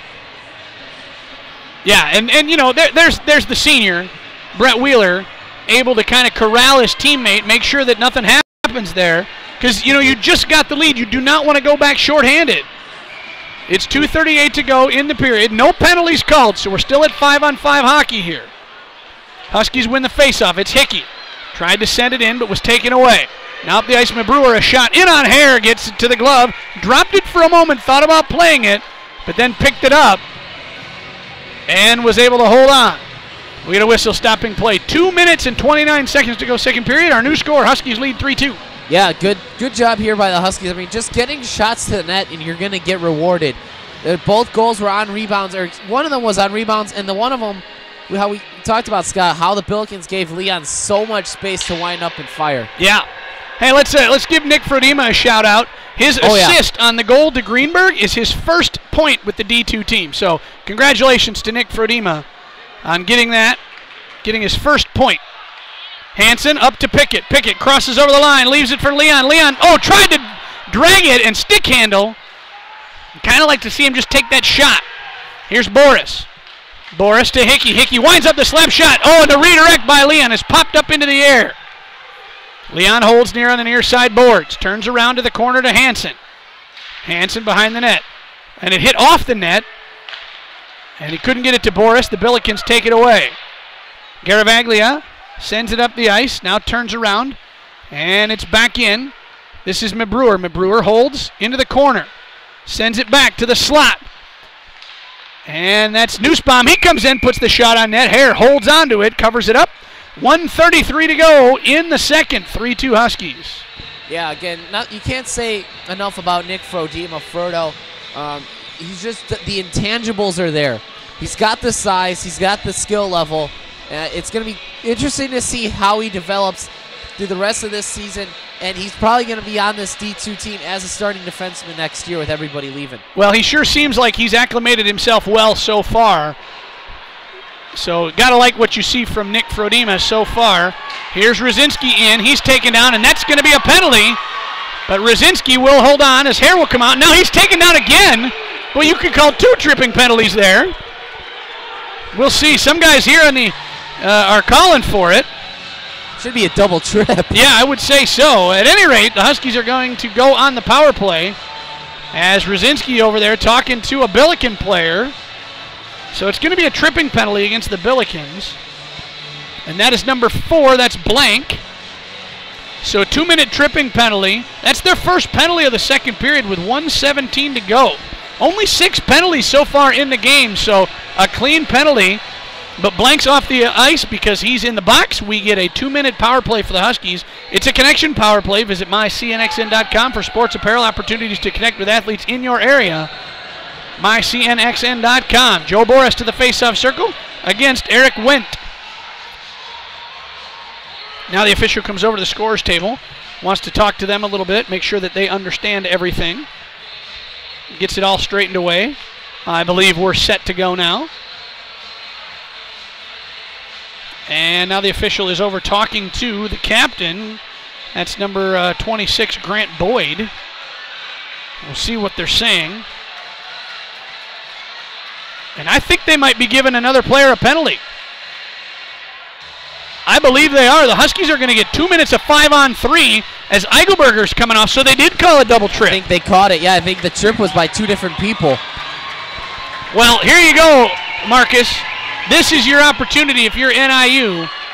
You bury it here, and you're up 2 going into that third period. You got to like where you are. Frodema to the faceoff circle against Wendt. Frodema wins it to Hansen. Huskies are on the 5-on-3 for the remainder of the period unless they score. Here's Rosinski. Rosinski to the high slot, moves around to Pickett. Off of his stick, tried to center in front, and it's sent back out by Grant Boyd. 60 seconds to go, second period. Huskies on the 5-on-3. Rosinski into the zone, tried to get to the slot. Good stick by the Billikens there, number 18. That's Tierney. Boris holds to Greenberg. Greenberg down low to Hansen. Hansen around to Greenberg. Greenberg turns. Here's Rosinski behind the net. Now to Greenberg. Greenberg back to Rosinski. Rosinski to Greenberg. Greenberg in. Oh, and it was just knocked wide out of there. That 5-0 was open for a split second. Greenberg to find it. Pickett from the left point. Now to the faceoff circle. Pickett tried to find Hansen. It's off the boards. Hansen to Boris. 22 seconds to go in the period. Pickett from the left point throws it towards the net. Alexander blocks it. In front. It's loose in the slot. And it's knocked out of there by Tierney. Boris's shot goes through. We've got 8 seconds to go. Pickett holds on to Rosinski. 5 seconds. Rosinski's shot elevates up and off the boards. Pickett can't get a shot off, and that will end period number 2.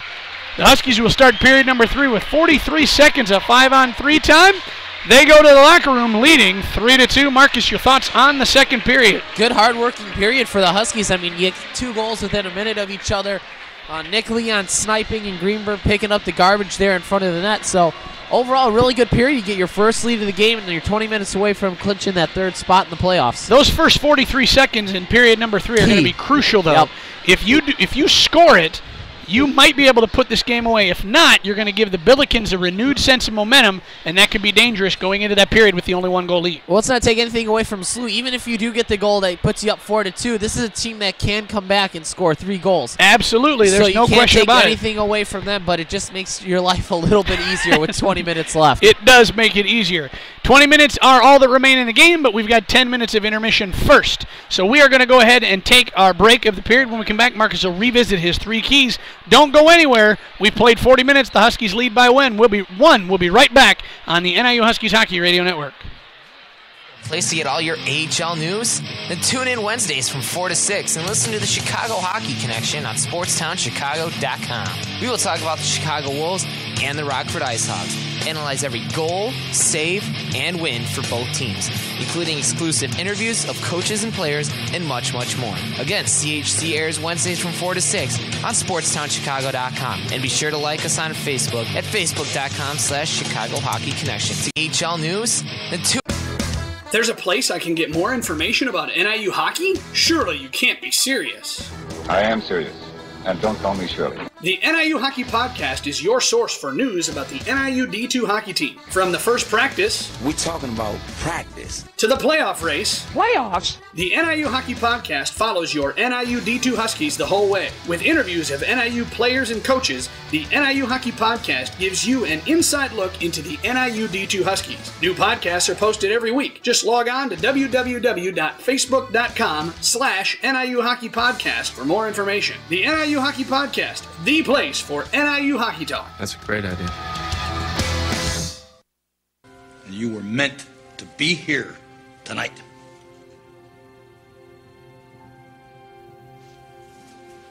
This is your time. Priding ourselves on being in the right place at the right time, it's Huskies Hockey on the NIU Huskies Hockey Radio Network.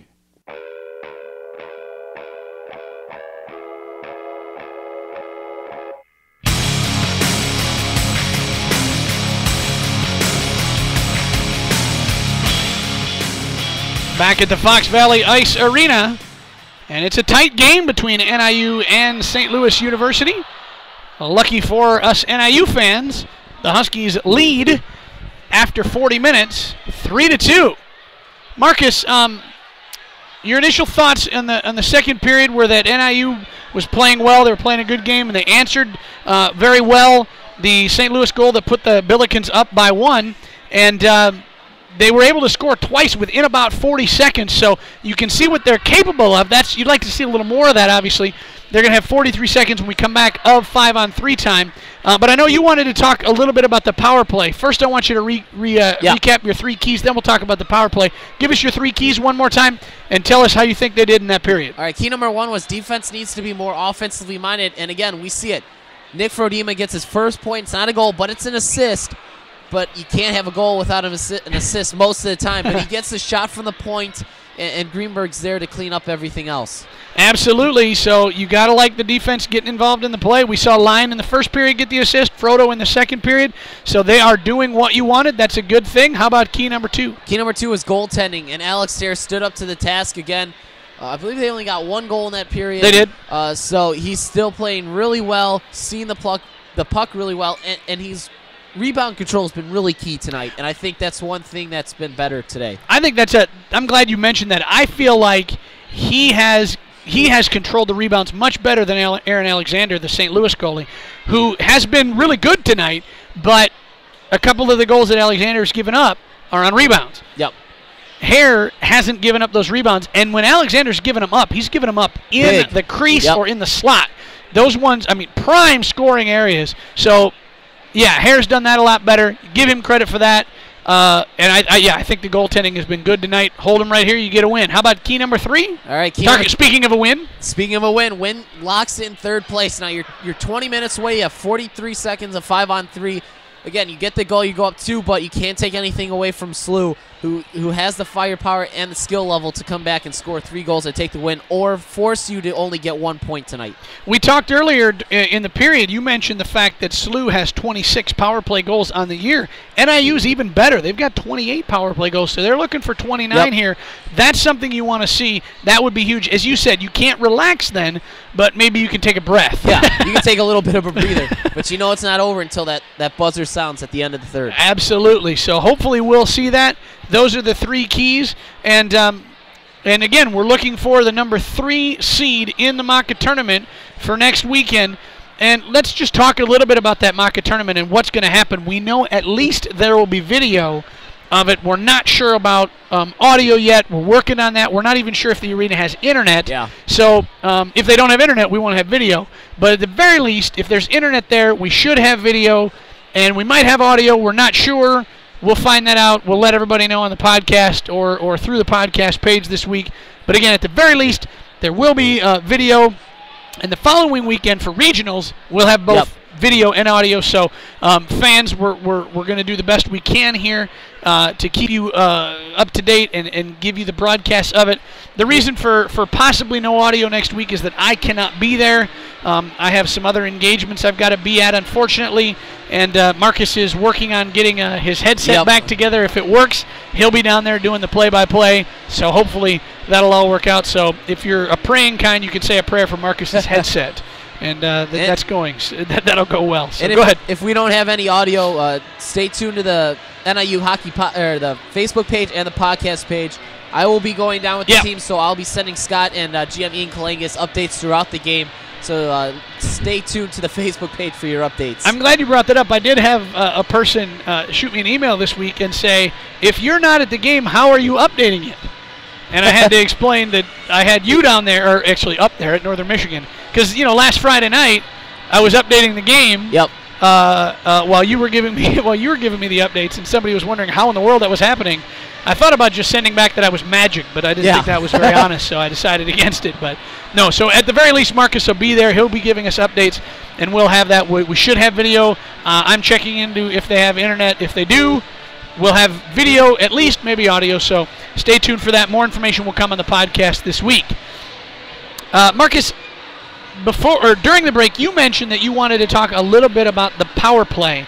Go ahead and tell us your thoughts on that. What do you want to talk about as far as the power play goes? Yeah, power play. When you think of power play, you think of a lot of shots. And if you're a Hawks fan, you know they like to pass the puck a lot. Yes. And fans really get upset when they're not getting shots in net. But you have to realize on the power play, you have to pick your spots.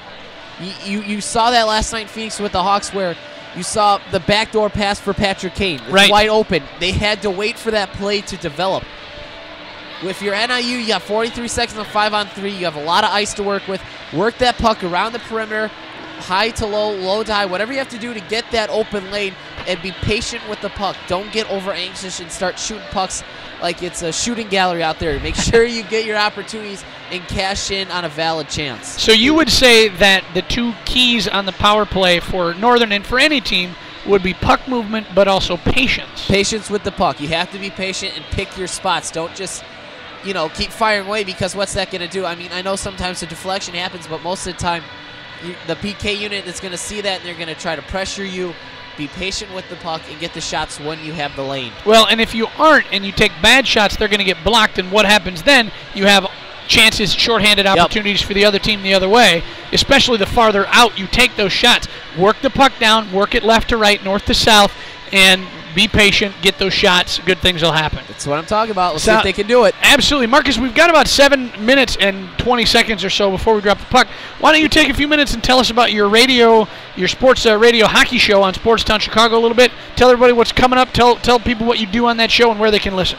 Well, my show's called the Chicago Hockey Connection on SportstownChicago.com. We are currently on Wednesdays from 2 to 4. Our time's changed from 4 to 6. It's now 2 to 4. We added a new co-host, Stephen Duffy, who has done the camera for us. He is now joining us with myself and Ryan Zahra, who's done the camera as well. This week, we hope to get Mike Peck on for the Rockford Ice Hogs for an interview. Talk about the Ice Hogs. I know they've been slumping a little bit as of late. Talk about what his thoughts are, not only on the Ice Hogs, but on the Chicago Hawks as well. We do daily picks. Steven, Ryan, and I are having a competition going on right now to see who can pick the most right games throughout the week.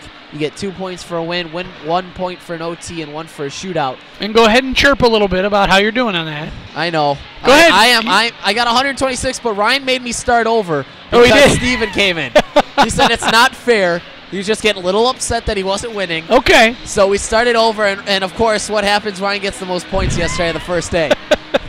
It's a long season. It's a long season. Well, actually, it's not. It's a short season now, but there's a lot of games left. So that is from 2 to 4 now. Yep. It used to be from 4 to 6. Same day, just different time. Same day, different time. So from 2 to 4 on SportstownChicago.com. So if you log on to SportstownChicago.com at 2 o'clock on Wednesday, click the Listen Live link.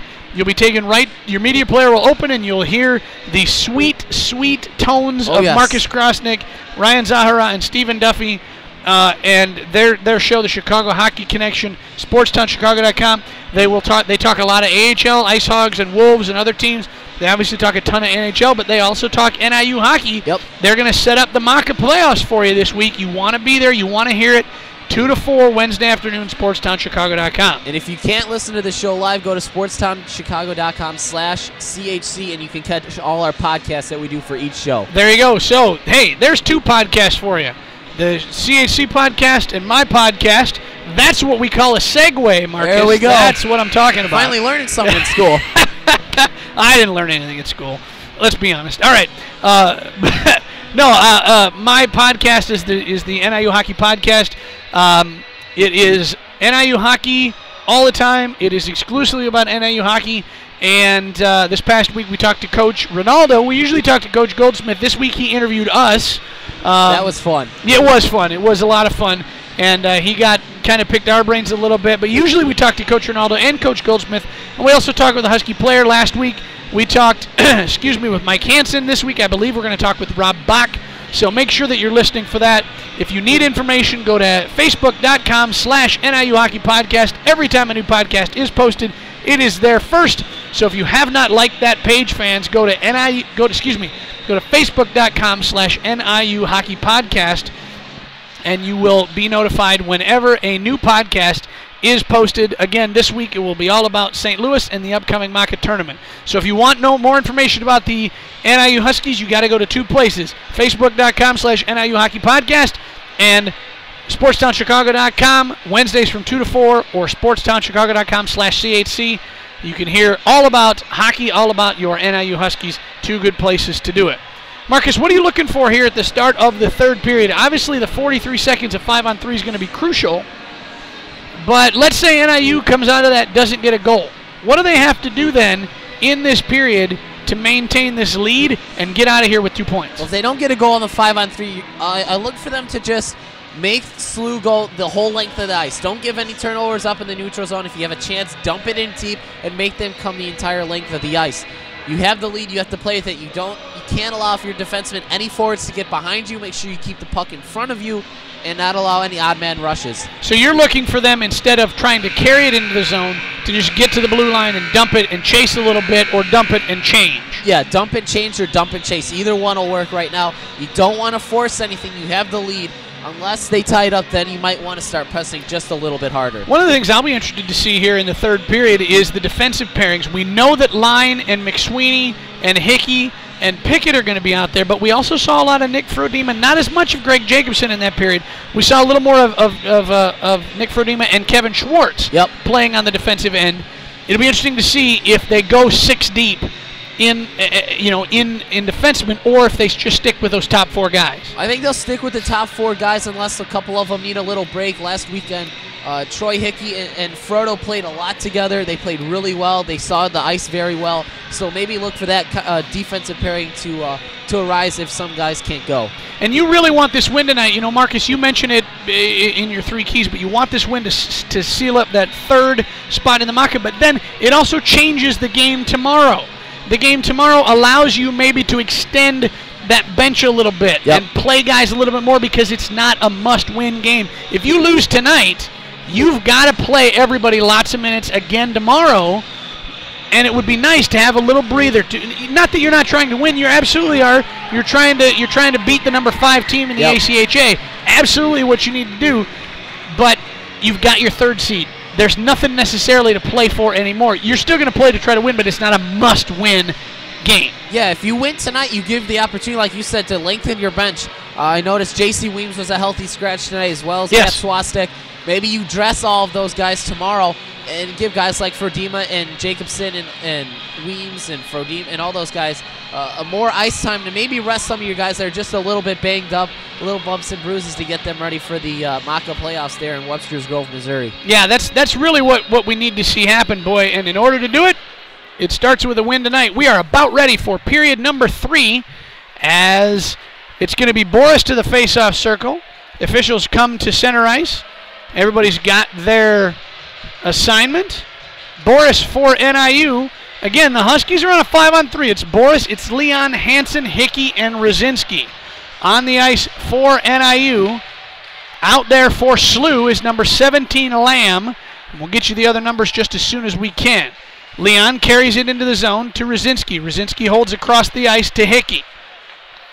To Rosinski. Rosinski back to Troy Hickey. Down low for Leon. Leon to the backhand, shoots! Saved by Alexander. It's loose on the rebound, and it can't be held in. As it comes now to Hickey in the high slot, touch pass to Rosinski. Rosinski holds back to Hickey. Hickey was looking for Leon. Leon was looking for the one-timer, couldn't find it. Hickey back at the high slot. 8 seconds of 5-on-3. Rosinski across. His pass doesn't find anybody, and it comes out of the zone, and that is going to end the 5-on-3 as Rosinski sends it down. Both men out of the box for SLU, and they kill off the 43 seconds of 5-on-3. Now, this shift is an important shift. NIU needs to maintain some momentum here after having just been unable to capitalize on the 5-on-3. Nick Leon takes it off the boards, tries to center for Boris, can't find him. McSweeney over the line, line to the left point. Down low to Boris. Boris, and a good defensive job there by the Billiken player to take away the shooting in the passing lane by laying down and laying out on the ice.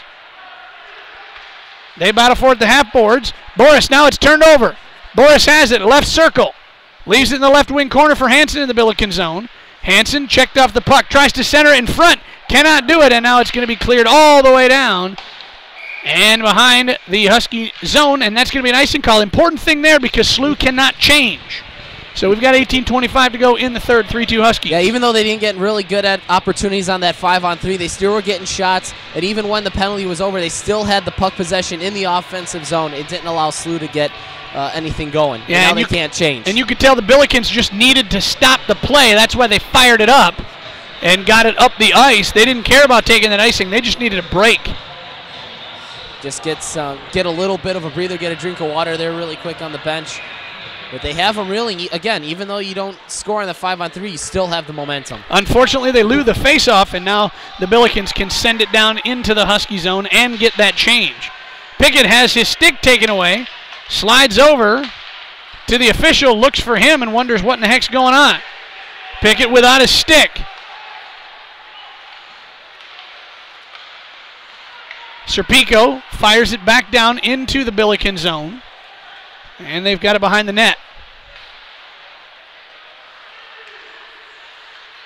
Now flipped all the way up by All. Down at the blue line, it bounces up. Billy Line plays that like a shortstop, gets his body in front of it, knocks it down, keeps it in front of him, and now it's up to Remley. Remley into the Billiken zone. Left wing circle, puts a backhand shot through the crease, never gets to the net. Line can't keep it in. Up the ice, Wheeler flips it back, and a shot on net by number 15, Sheehan. Goes to the far side corner. Taken there, Brewer tries to throw it behind him. In front, nobody there, off the boards to Sheehan. Sheehan tried to find something in the high slot. The only person he found was the Cyclones logo. And it goes all the way down behind the Billiken net. 17:05 to go, third period, 3-2 Huskies. It's like a yard sale out there. There were two sticks that went flying in that, like 2 minutes. Shot on net there by Mullen. And Hare pad save, holds on. 16:58 to go, 3-2. You know, I got to say, Marcus, both of these teams in each of the first 2 periods have seemed to come out a little bit lackadaisical. It seems to me like right now there's guys making kind of sloppy passes. They're kind of standing around. There's not a whole lot of crispness to the game so far as the official gets a new puck. So, you know, that's an interesting thing in a one-goal game where you have postseason stuff on the line, that you would come out and be a little bit lackadaisical. Up the ice, here's Greenberg. Greenberg with an assist and a goal already tonight. Turns, tried to find Rzyncki into the slot. Couldn't. Bach fires. His shot hits a Billiken. Hickey, the redirect opportunity down low for Rzyncki. Rzyncki centers it, nobody home. Pickett holds it in. But it's taken away by the Billikens all the way down. And this is going to be icing on St. Louis. It'll come back into their zone. Be an offensive zone draw for the Huskies. 16.5 to go in the third. 3-2 Huskies. Yeah, I like how Troy Hickey used the boards as a pass. Being a long, lengthy, cross-ice pass off the boards to Mark Greenberg, looking for Rzyncki. Now, even though he didn't score, just those little things, those little intangibles that Troy Hickey brings to the team is an asset you can't take away. Well, and if there's a place that there's going to be another icing call at 16:23 to go, if you cannot, you've got to be able to find and use the boards in your own building. And I feel like the Huskies have done that a lot here in the Fox Valley Ice Arena, a lot more than on the road at times, where they are more comfortable using the boards to pass, whether it be to a teammate or themselves. Face-off is won by Leon to Boris. Boris turns into the right circle. Boris down low for Hansen. Give and go to Boris, and that puck was knocked out of there. Leon holds it in. Leon was taken down. No penalty called there. I think it was an inadvertent stick to Leon's shins there. He's all right. It's up and out. Center ice, McSweeney takes it. 16 minutes to go, third period.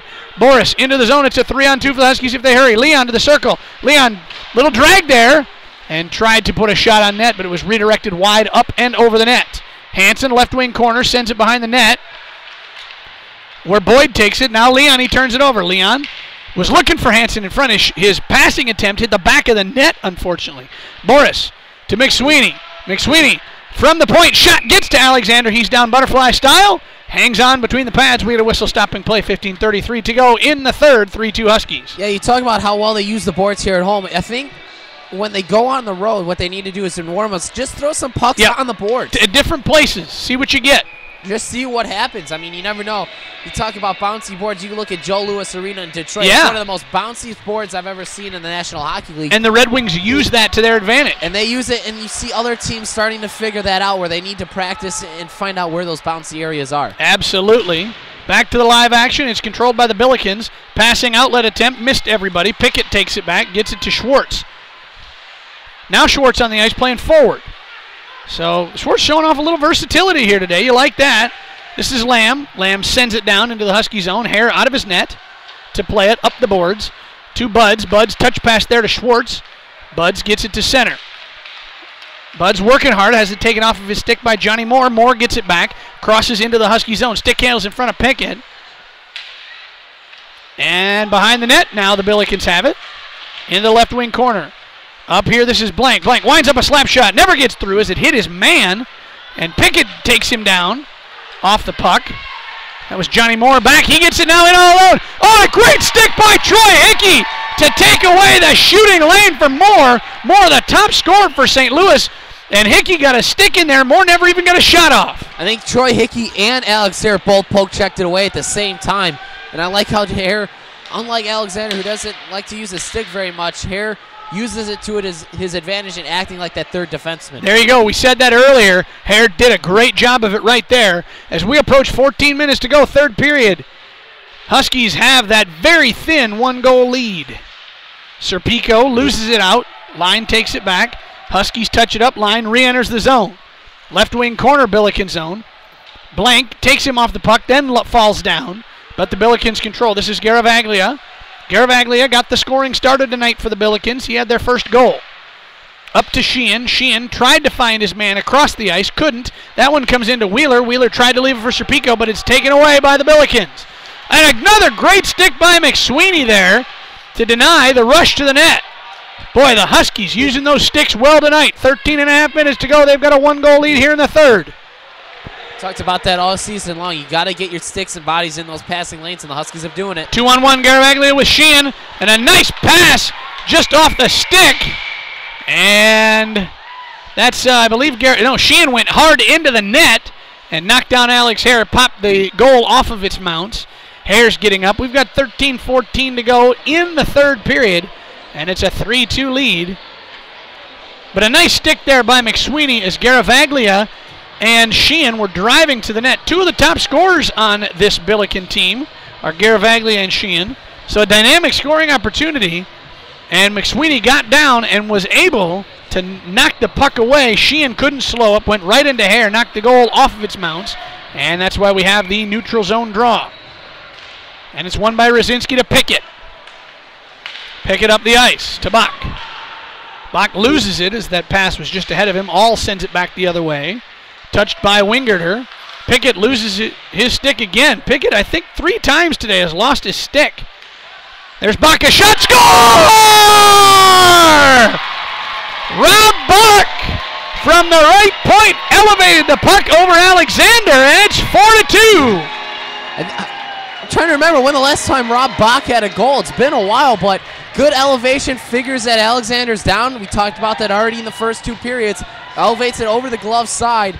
And there's your 2-goal lead. Thought you were going to get it on the 5-on-3. Nope, you get it full 5-on-5 hockey, and Bach is a sniper. Here's the impressive thing about that. We said it with Leon's goal. Same thing here. Bach hesitated just a split second, got Alexander to go down, and when Alexander was down, Bach got the stick underneath, elevated the puck just under the crossbar glove side, and gives the Huskies the 2-goal lead. 12:37 to go, third period.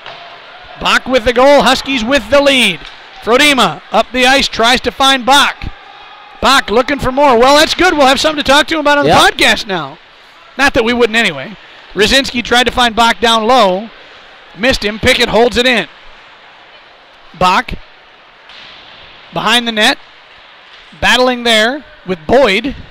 And the outlet pass. Taken away by Pickett. Pickett in the slot. Stick handles now to the circle. Right half boards is Pickett. Taken away by the Billikens. And up the ice, this is Moore. Moore a 2-on-1, a 3-on-1. Here's a, oh man, and a pass that looked like it should have been a shot, but the Billikens tried to get too cute, tried to give the pass back, and it missed, and they wasted a golden 3-on-1 opportunity as that shot is gloved aside by Alex Hare. The goal is off its mounts again. Whistle stopping play, 11:45 to go, 4-2 Huskies in the third. You agree with me there, Marcus? That, boy, it sure seemed like NIU dodged a bullet there.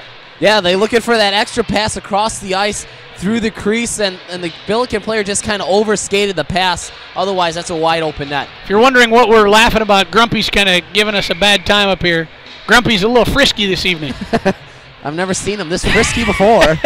On the face-off, there's a shot by Garavaglia. Save by Hare. Pad save by Hare. And that passing attempt gets all the way out. and into the Billiken zone as we approach 11.5 minutes to go in the third period. It's a 2-goal Husky lead, 4-2. Through the first 10 minutes of this game, or this period, excuse me, the Billikens have only had really 2 sustained opportunities, and that's it. Leon, a pass to Hansen. Hansen couldn't get it to a stick. Now he tried to center it. Nobody home. Bodies flying everywhere behind the net, and the Billikens come out with it. Up the ice. That's, I believe, Sheehan. And Garavaglia has tried to center it to his man Sheehan as it hit Leon. Leon's pass was taken away by All. Down behind the net. And we got up the ice come the Billikens. This is All. Mark All up the ice. Matt All, excuse me. Turns, comes to the slot, puts a shot. Hare gets it into the breadbasket. He holds on. And we get a whistle stopping play. 10:49 to go in the third period. 4-2. Looked to me like Hare didn't really see that last shot very well. No, he caught it in the breadbasket and kind of looked behind him. Maybe he thought it went through his armpit area there right underneath the glove side. The thing I've noticed too with Hare is he's had a little trouble with the glove. There's been a couple of times where pucks have gone in and out of the glove when we're usually, expect him to catch that right away, kind of like a shortstop. Yeah, and we've seen him be awfully good with the glove at times this year. Interesting that that's an area that's been a struggle for him lately. Hopefully he's starting to come out of that. Billikens take it. Outlet pass. This is Nussbaum. Nussbaum taken down nicely by Frodema. And now we're going to get a delayed penalty against NIU. That penalty is going to be on Serpico. Serpico for again, hooking. Serpico with a hooking penalty. So here's where that second goal by Bach comes in handy, because now you have a 2-goal lead with a power play opportunity here for the Billikens. If you can clear this off, you get down to 8:30. This is then when you really start to just dump and make the Billikens travel the whole end of the ice. Well, and when they're going to start taking chances, that's the thing, is they're going to start taking risks, and sometimes you can turn those risks into opportunity for yourself. Got to kill the penalty off first, though. So Serpico in the box, a 2-minute hooking penalty. Huskies are shorthanded for the next 1 minute and 49 seconds. Billikens, right wing corner. Hold on there. Now behind the net. Back door. There's 26. That is Boyd. Boyd gets it down low. And now to the slot. Over on the far side. It's Lamb. Lamb has it hit the stick of Hickey. Hickey gets it to Remley. He can't clear it as Green keeps it in. Green. And it's popped up in the air. Lamb takes it back. Lamb down low for Moore. Moore turns in the corner, comes to the front. Tried to get that pass in front. Tried to kind of pass it to himself, to his forehand, and then went to his backhand, but it was knocked away nicely. There's Moore, another shot that never gets through. I believe that his stick hit Greenberg's stick, and Remley's able to clear it down. Under a minute to go on the penalty, but some good offensive chances for the Billikens. Yeah, they're really trying to set up that backdoor pass to the right side of Alex Hare. In is Boyd. Boyd, backhander, cleared out of there nicely by Line. It was loose in the crease, and Line got his backhand to it, got it to the corner. Now on the far side, now to the high slot. Down low, redirect opportunity. This is Mabrewer. Mabrewer can't get it. His shot comes through, and it hits up off Pickett. Pickett had it hit up near his shoulder. It dropped down to the ice, turned and saw it, and fired it up the ice. 25 seconds to go on the Billiken power play. One more rush opportunity for St. Louis. This is Mabrewer. He's across. Garavaglia. Garavaglia shot. Rebound into the net by the Billikens. That's Brendan Sheehan. The shot got to Alex Hare. He stopped the first one. Couldn't corral the rebound. Sheehan came crashing to the net, elevated the puck, and it's a 1-goal lead, power play goal for the Billikens. That's what we just talked about. Alex Hare still having trouble with that glove side. It goes in and out, gives up the rebound, and Sheehan's there to clean it up. There's really nothing he can do about that besides catching that puck cleanly. If he does that, you get a whistle with 13 seconds left in the power play, and now he doesn't. Now you really got that 1-goal lead. Yeah, that's not a goal we've seen him give up very often this year. You can tell something's not where it was all year for Alex Hare. But we've got 8 minutes and 35 seconds to go. The Huskies now, that goal by Rob Bach, you said it, Marcus, looks huge now. The Huskies need to keep going for these last 8.5 minutes. Centering pass, nobody home, Line. Outlet pass to Rosinski. Rosinski holds on and passes it to himself. And the officials, what says is he closed his hand over the puck? Yeah. So it'll be a neutral zone draw, 8:21 to go. 4-3, Huskies lead it. Give me your thoughts, Marcus, on that. Is it just me, or is that a goal that maybe a month ago Hare doesn't give up? I think there's been a couple, there's been 2 goals tonight that a month ago Alex Hare wouldn't have given up. I think being on this 4-game skid right now has really gotten into his head. I think after this weekend, going into the MACA playoffs, he's really just got to, find himself mentally. I really like something I just saw there. Billy Line just went up to Alex Hare and kind of looked at him and said something to him, but kind of gave him a little fist bump as if to say, we're all right, we got this. Don't worry about it. We're gonna do this for you. Don't worry about it. I like that. There's your senior leadership coming through. Rosinski gets thrown out. Greenberg back. Greenberg wins the faceoff circle against Wendt. McSweeney rinks it around to Line. Line to Bach. Bach can't corral it. It's held in there. And a shot from the point. That was Tierney. Hare saved it. Rosinski tries to just dump it, but it hit a Billiken. And the battle for it on the near side boards. Bach to Line. Line off the boards. Off Bach into the zone where Rosinski's going to pick it up. Justin Rosinski turns and couldn't quite find Greenberg. No look pass there. Rosinski tried for that highlight reel pass there. Here's Justin Rosinski in all alone. Can't drive to the net. Skating hard. Loses his stick. And they battle for it behind. Now at the left point is Pickett. Pickett winds up his shot. Never gets through. As that hit number 20, Wingert, and he's hurt going to the bench. Pickett's slap shot had quite a bit of speed on it. Wingert got it in the way and blocked it. But he is hurting, doubled over on the bench over there. Right wing corner, Billiken's zone, they battle for it. Billikens come out with it. Hickey holds it in, sends it towards Bach, who was in the slot, but he could not corral it to the net. Instead, it went to the corner.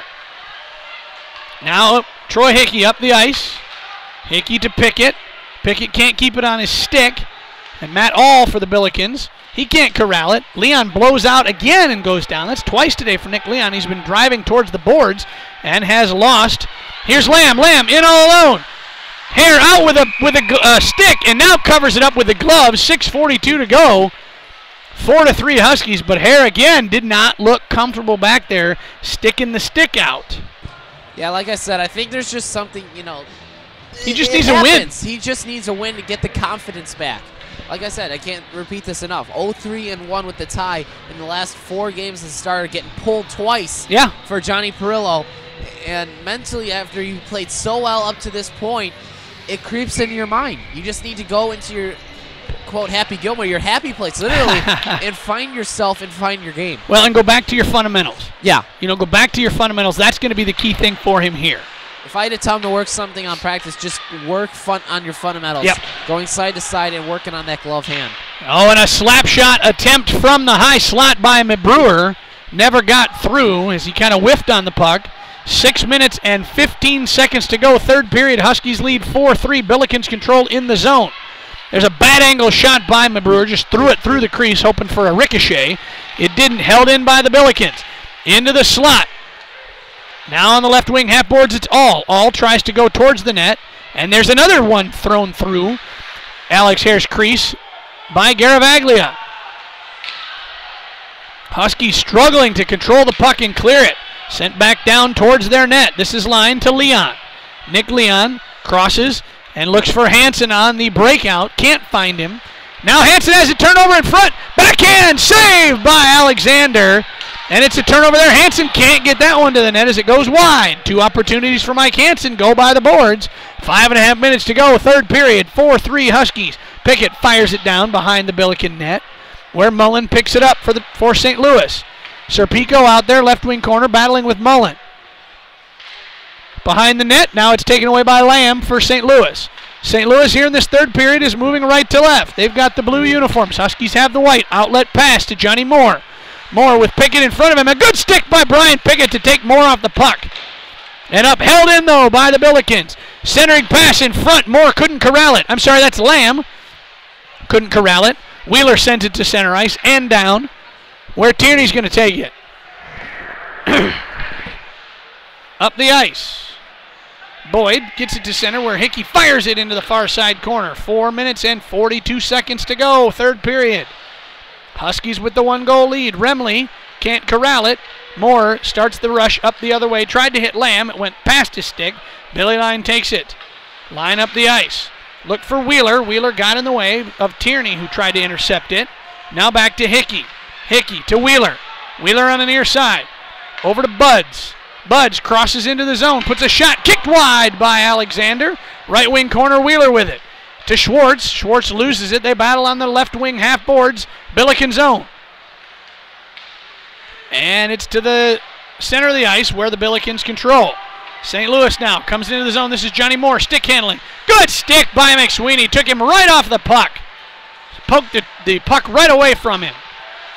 Boy, the Huskies have been good at that tonight. 3 or 4 times that Billikens have been driving to their net, and a little well-placed stick by the NIU defenseman just break everything up. And that's something they hadn't done the last 4 games. They did that really good early on in the season, and they're starting to finally come back. But to go back to those 2 chances for Mike Hansen, if he gets any elevation on those, it's scores them both. Yep. Scores them both. Yeah, absolutely. Good call by you. We had an icing call against the Billikens, so icing call against NIU, so a defensive zone draw to the left of Hare. 3:48 to go in the third. Face-off win for the Billikens, and another good stick there by Buds. Does not allow that shot to get through. Schwartz tried to clear it out. He can't. Held in by the Billikens. Gets to the stick of Wheeler. Wheeler sends it down. And Alexander's going to play it, so no icing. Garavaglia has it behind his net. 3.5 to go in the third period. St. Louis trailing NIU by 1. Pickett to Schwartz. Schwartz tried to find Buds. Couldn't.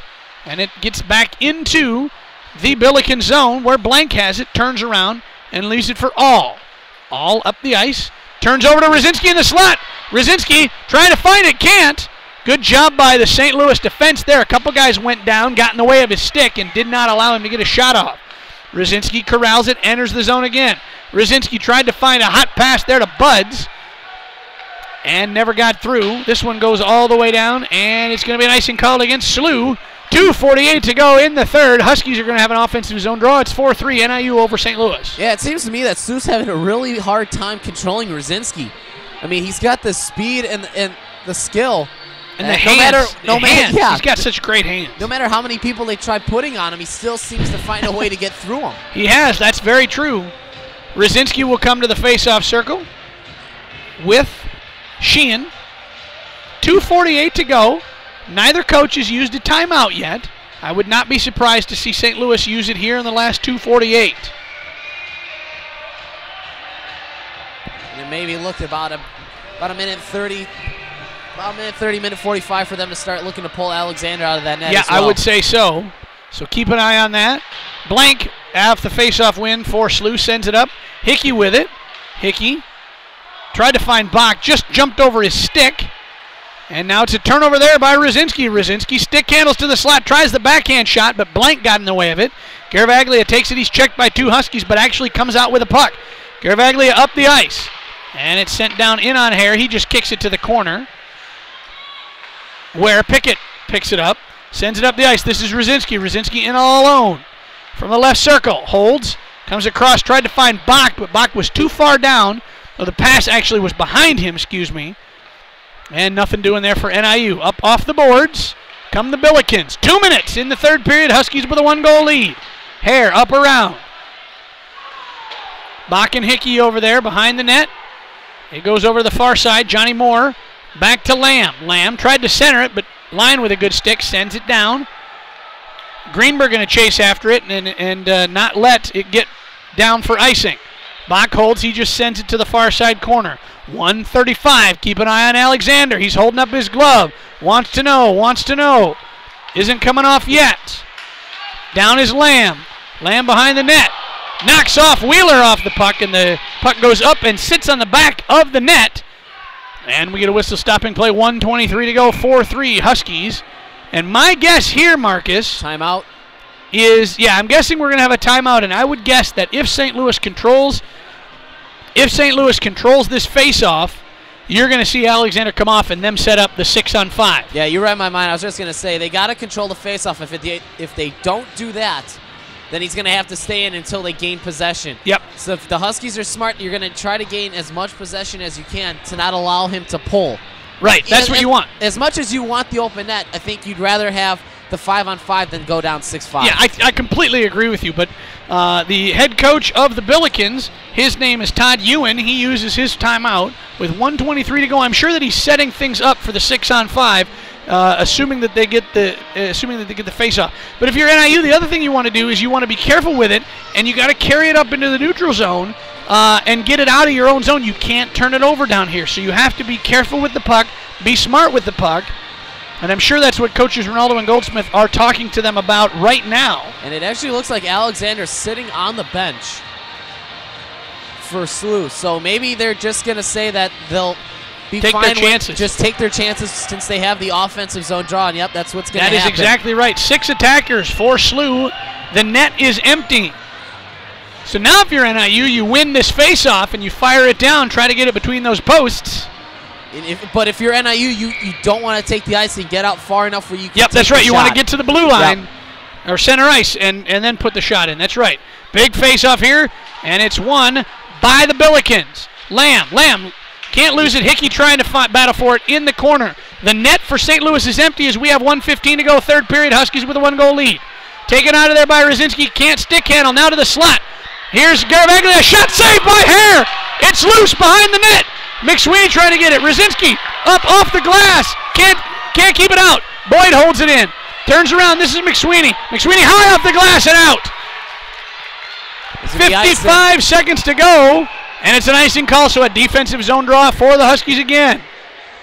Interesting there when that puck went down, Rosinski didn't go hard after it. I don't know if he knew where it was. I don't think he thought it was going to go far, or he thought it was going to go far enough, and it did, but you got to hustle to that Alex Hare.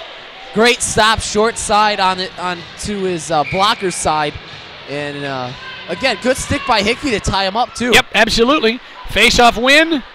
Gets to Hare. Hare down. He's smart. Puts it in the glove and holds on. 47.9, 4-3 Huskies. Got to be smart there, Hickey. Don't chirp. Don't do anything because you don't want to go down 6-4. Yeah, so you've got 47 seconds to get through here for NIU to get that win in the number 3 spot.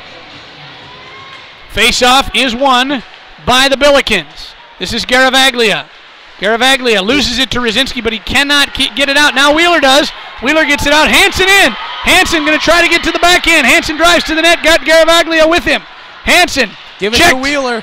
Checked off by Garavaglia. Garavaglia up the ice. 28 seconds to go. The Billiken net is empty. Lamb dumps it. He's going to chase. Lamb turns around. Gives it to Green. Pass in front. Centering pass. Nobody home.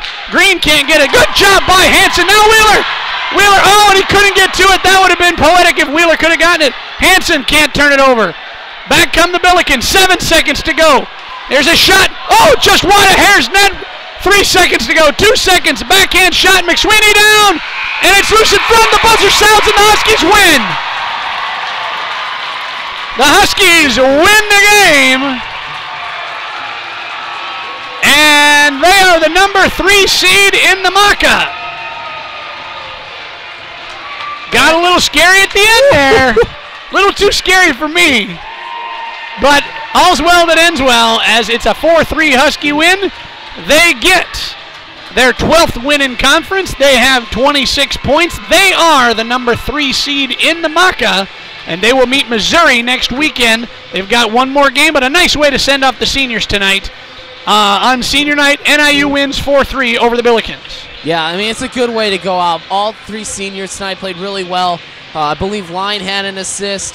McSweeney, even though him and Wheeler didn't have anything tonight, they still did the intangibles really well. And I think they just played an amazing game. Yeah, I would completely agree with that. It seems to me like that all 3 of them were given a lot of leadership. And, you know, the thing that I liked that I saw wasn't even something that would show up in any stat sheet, but when Hare let in that 3rd goal, he was kind of getting down on himself. He did not feel comfortable back there, and Billy Line, senior, goes up to him, kind of grabs him, shakes him, and says, we're all good here. We're all good here. Don't worry. Let's go ahead. We got this. And he was prophetic as they absolutely got the win, get the 3 seed in the MACA. A good win for NIU. Scary at times, but a win is a win. A win is a win, and you get that 3rd seed. So now you want to get greedy and you basically want to make the voters think about whether or not St. Louis should get that national title berth. You want to sweep them tomorrow. Give those voters something to think about. So, Marcus, give us your kind of wrap on the game, your last thought about things here, and kind of preview tomorrow for us. Well, this is the NIU team that we've come to expect to see play. Getting off the Schneid first win in 2 weeks. Yeah, it's been a long time. Last win, I can't remember, was it Missouri State? Missouri State win. So they the 6-2 win. Lost to Northern Michigan twice, lost to ISU twice. But just an overall good game. Defense was there. Goaltending was there at times. Hare, I think with the win, is going to gain that confidence that he had in the first half of the season. And like you said, we need to get greedy, get those 2 more points tomorrow, and really make the voters think if SLU should even get a berth. I would agree with that. I think that's what you want to do. I mean, you never know, and you want to sweep your final weekend at home. That's what it comes down to. You want to sweep your final weekend at home. You've got the opportunity to do it. You got the 3-2 or 4-3 win today, and it was a good win for them. But, Marcus, now it's time for the 3 stars of the game, brought to you by Chelios's Pub and Grill, located inside the Fox Valley Ice Arena, home of the NIU Huskies. NIU students, show your student ID at Chelios for specials and discounts. Bring in your NIU hockey game ticket for 10% off your order at Chelios's Pub and Grill, the place where true sports fans meet. You've got the 3 stars there, Marcus. Go ahead and give them to us. All right, star number 3 is going to be Justin Rosinski of Northern Illinois. Just an unbelievable display of speed, skill, and the presence of mind, and not only presence of mind, but the hockey sense. Yeah. He's one of the great hockey minds on the team. He knows where everything is on the ice, and he knows what to do in every situation. Yeah, he's been such a pleasant, welcome addition to the Huskies here in the second half of the season. He just adds a complete new element to them with his speed and his stick handling. He played a real nice game tonight. How about number 2? Star number 2 is going to be Mark Greenberg. He had a goal and assist, 2 points. I think that brings him up to 36 on the season. And it's good for him because he didn't play all last weekend because he was DQ'd. But to come out tonight on senior night and help these guys get a win on their last home Friday night game was big for Greenberg. Yeah, and he hadn't had a game like this where he scored multiple points in quite a while. Yeah. So that's a really good thing to see out of him.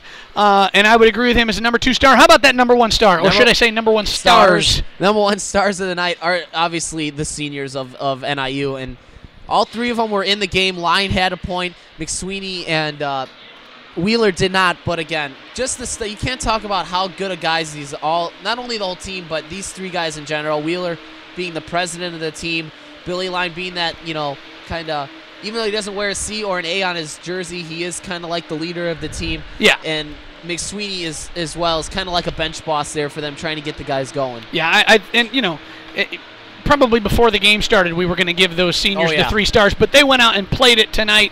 You saw Wheeler in on a couple of nice offensive chances tonight. Just a lot of good things happened, a lot of good things going on for NIU, and that's what we like out of the Northern game, and they win it tonight by a final of 4-3.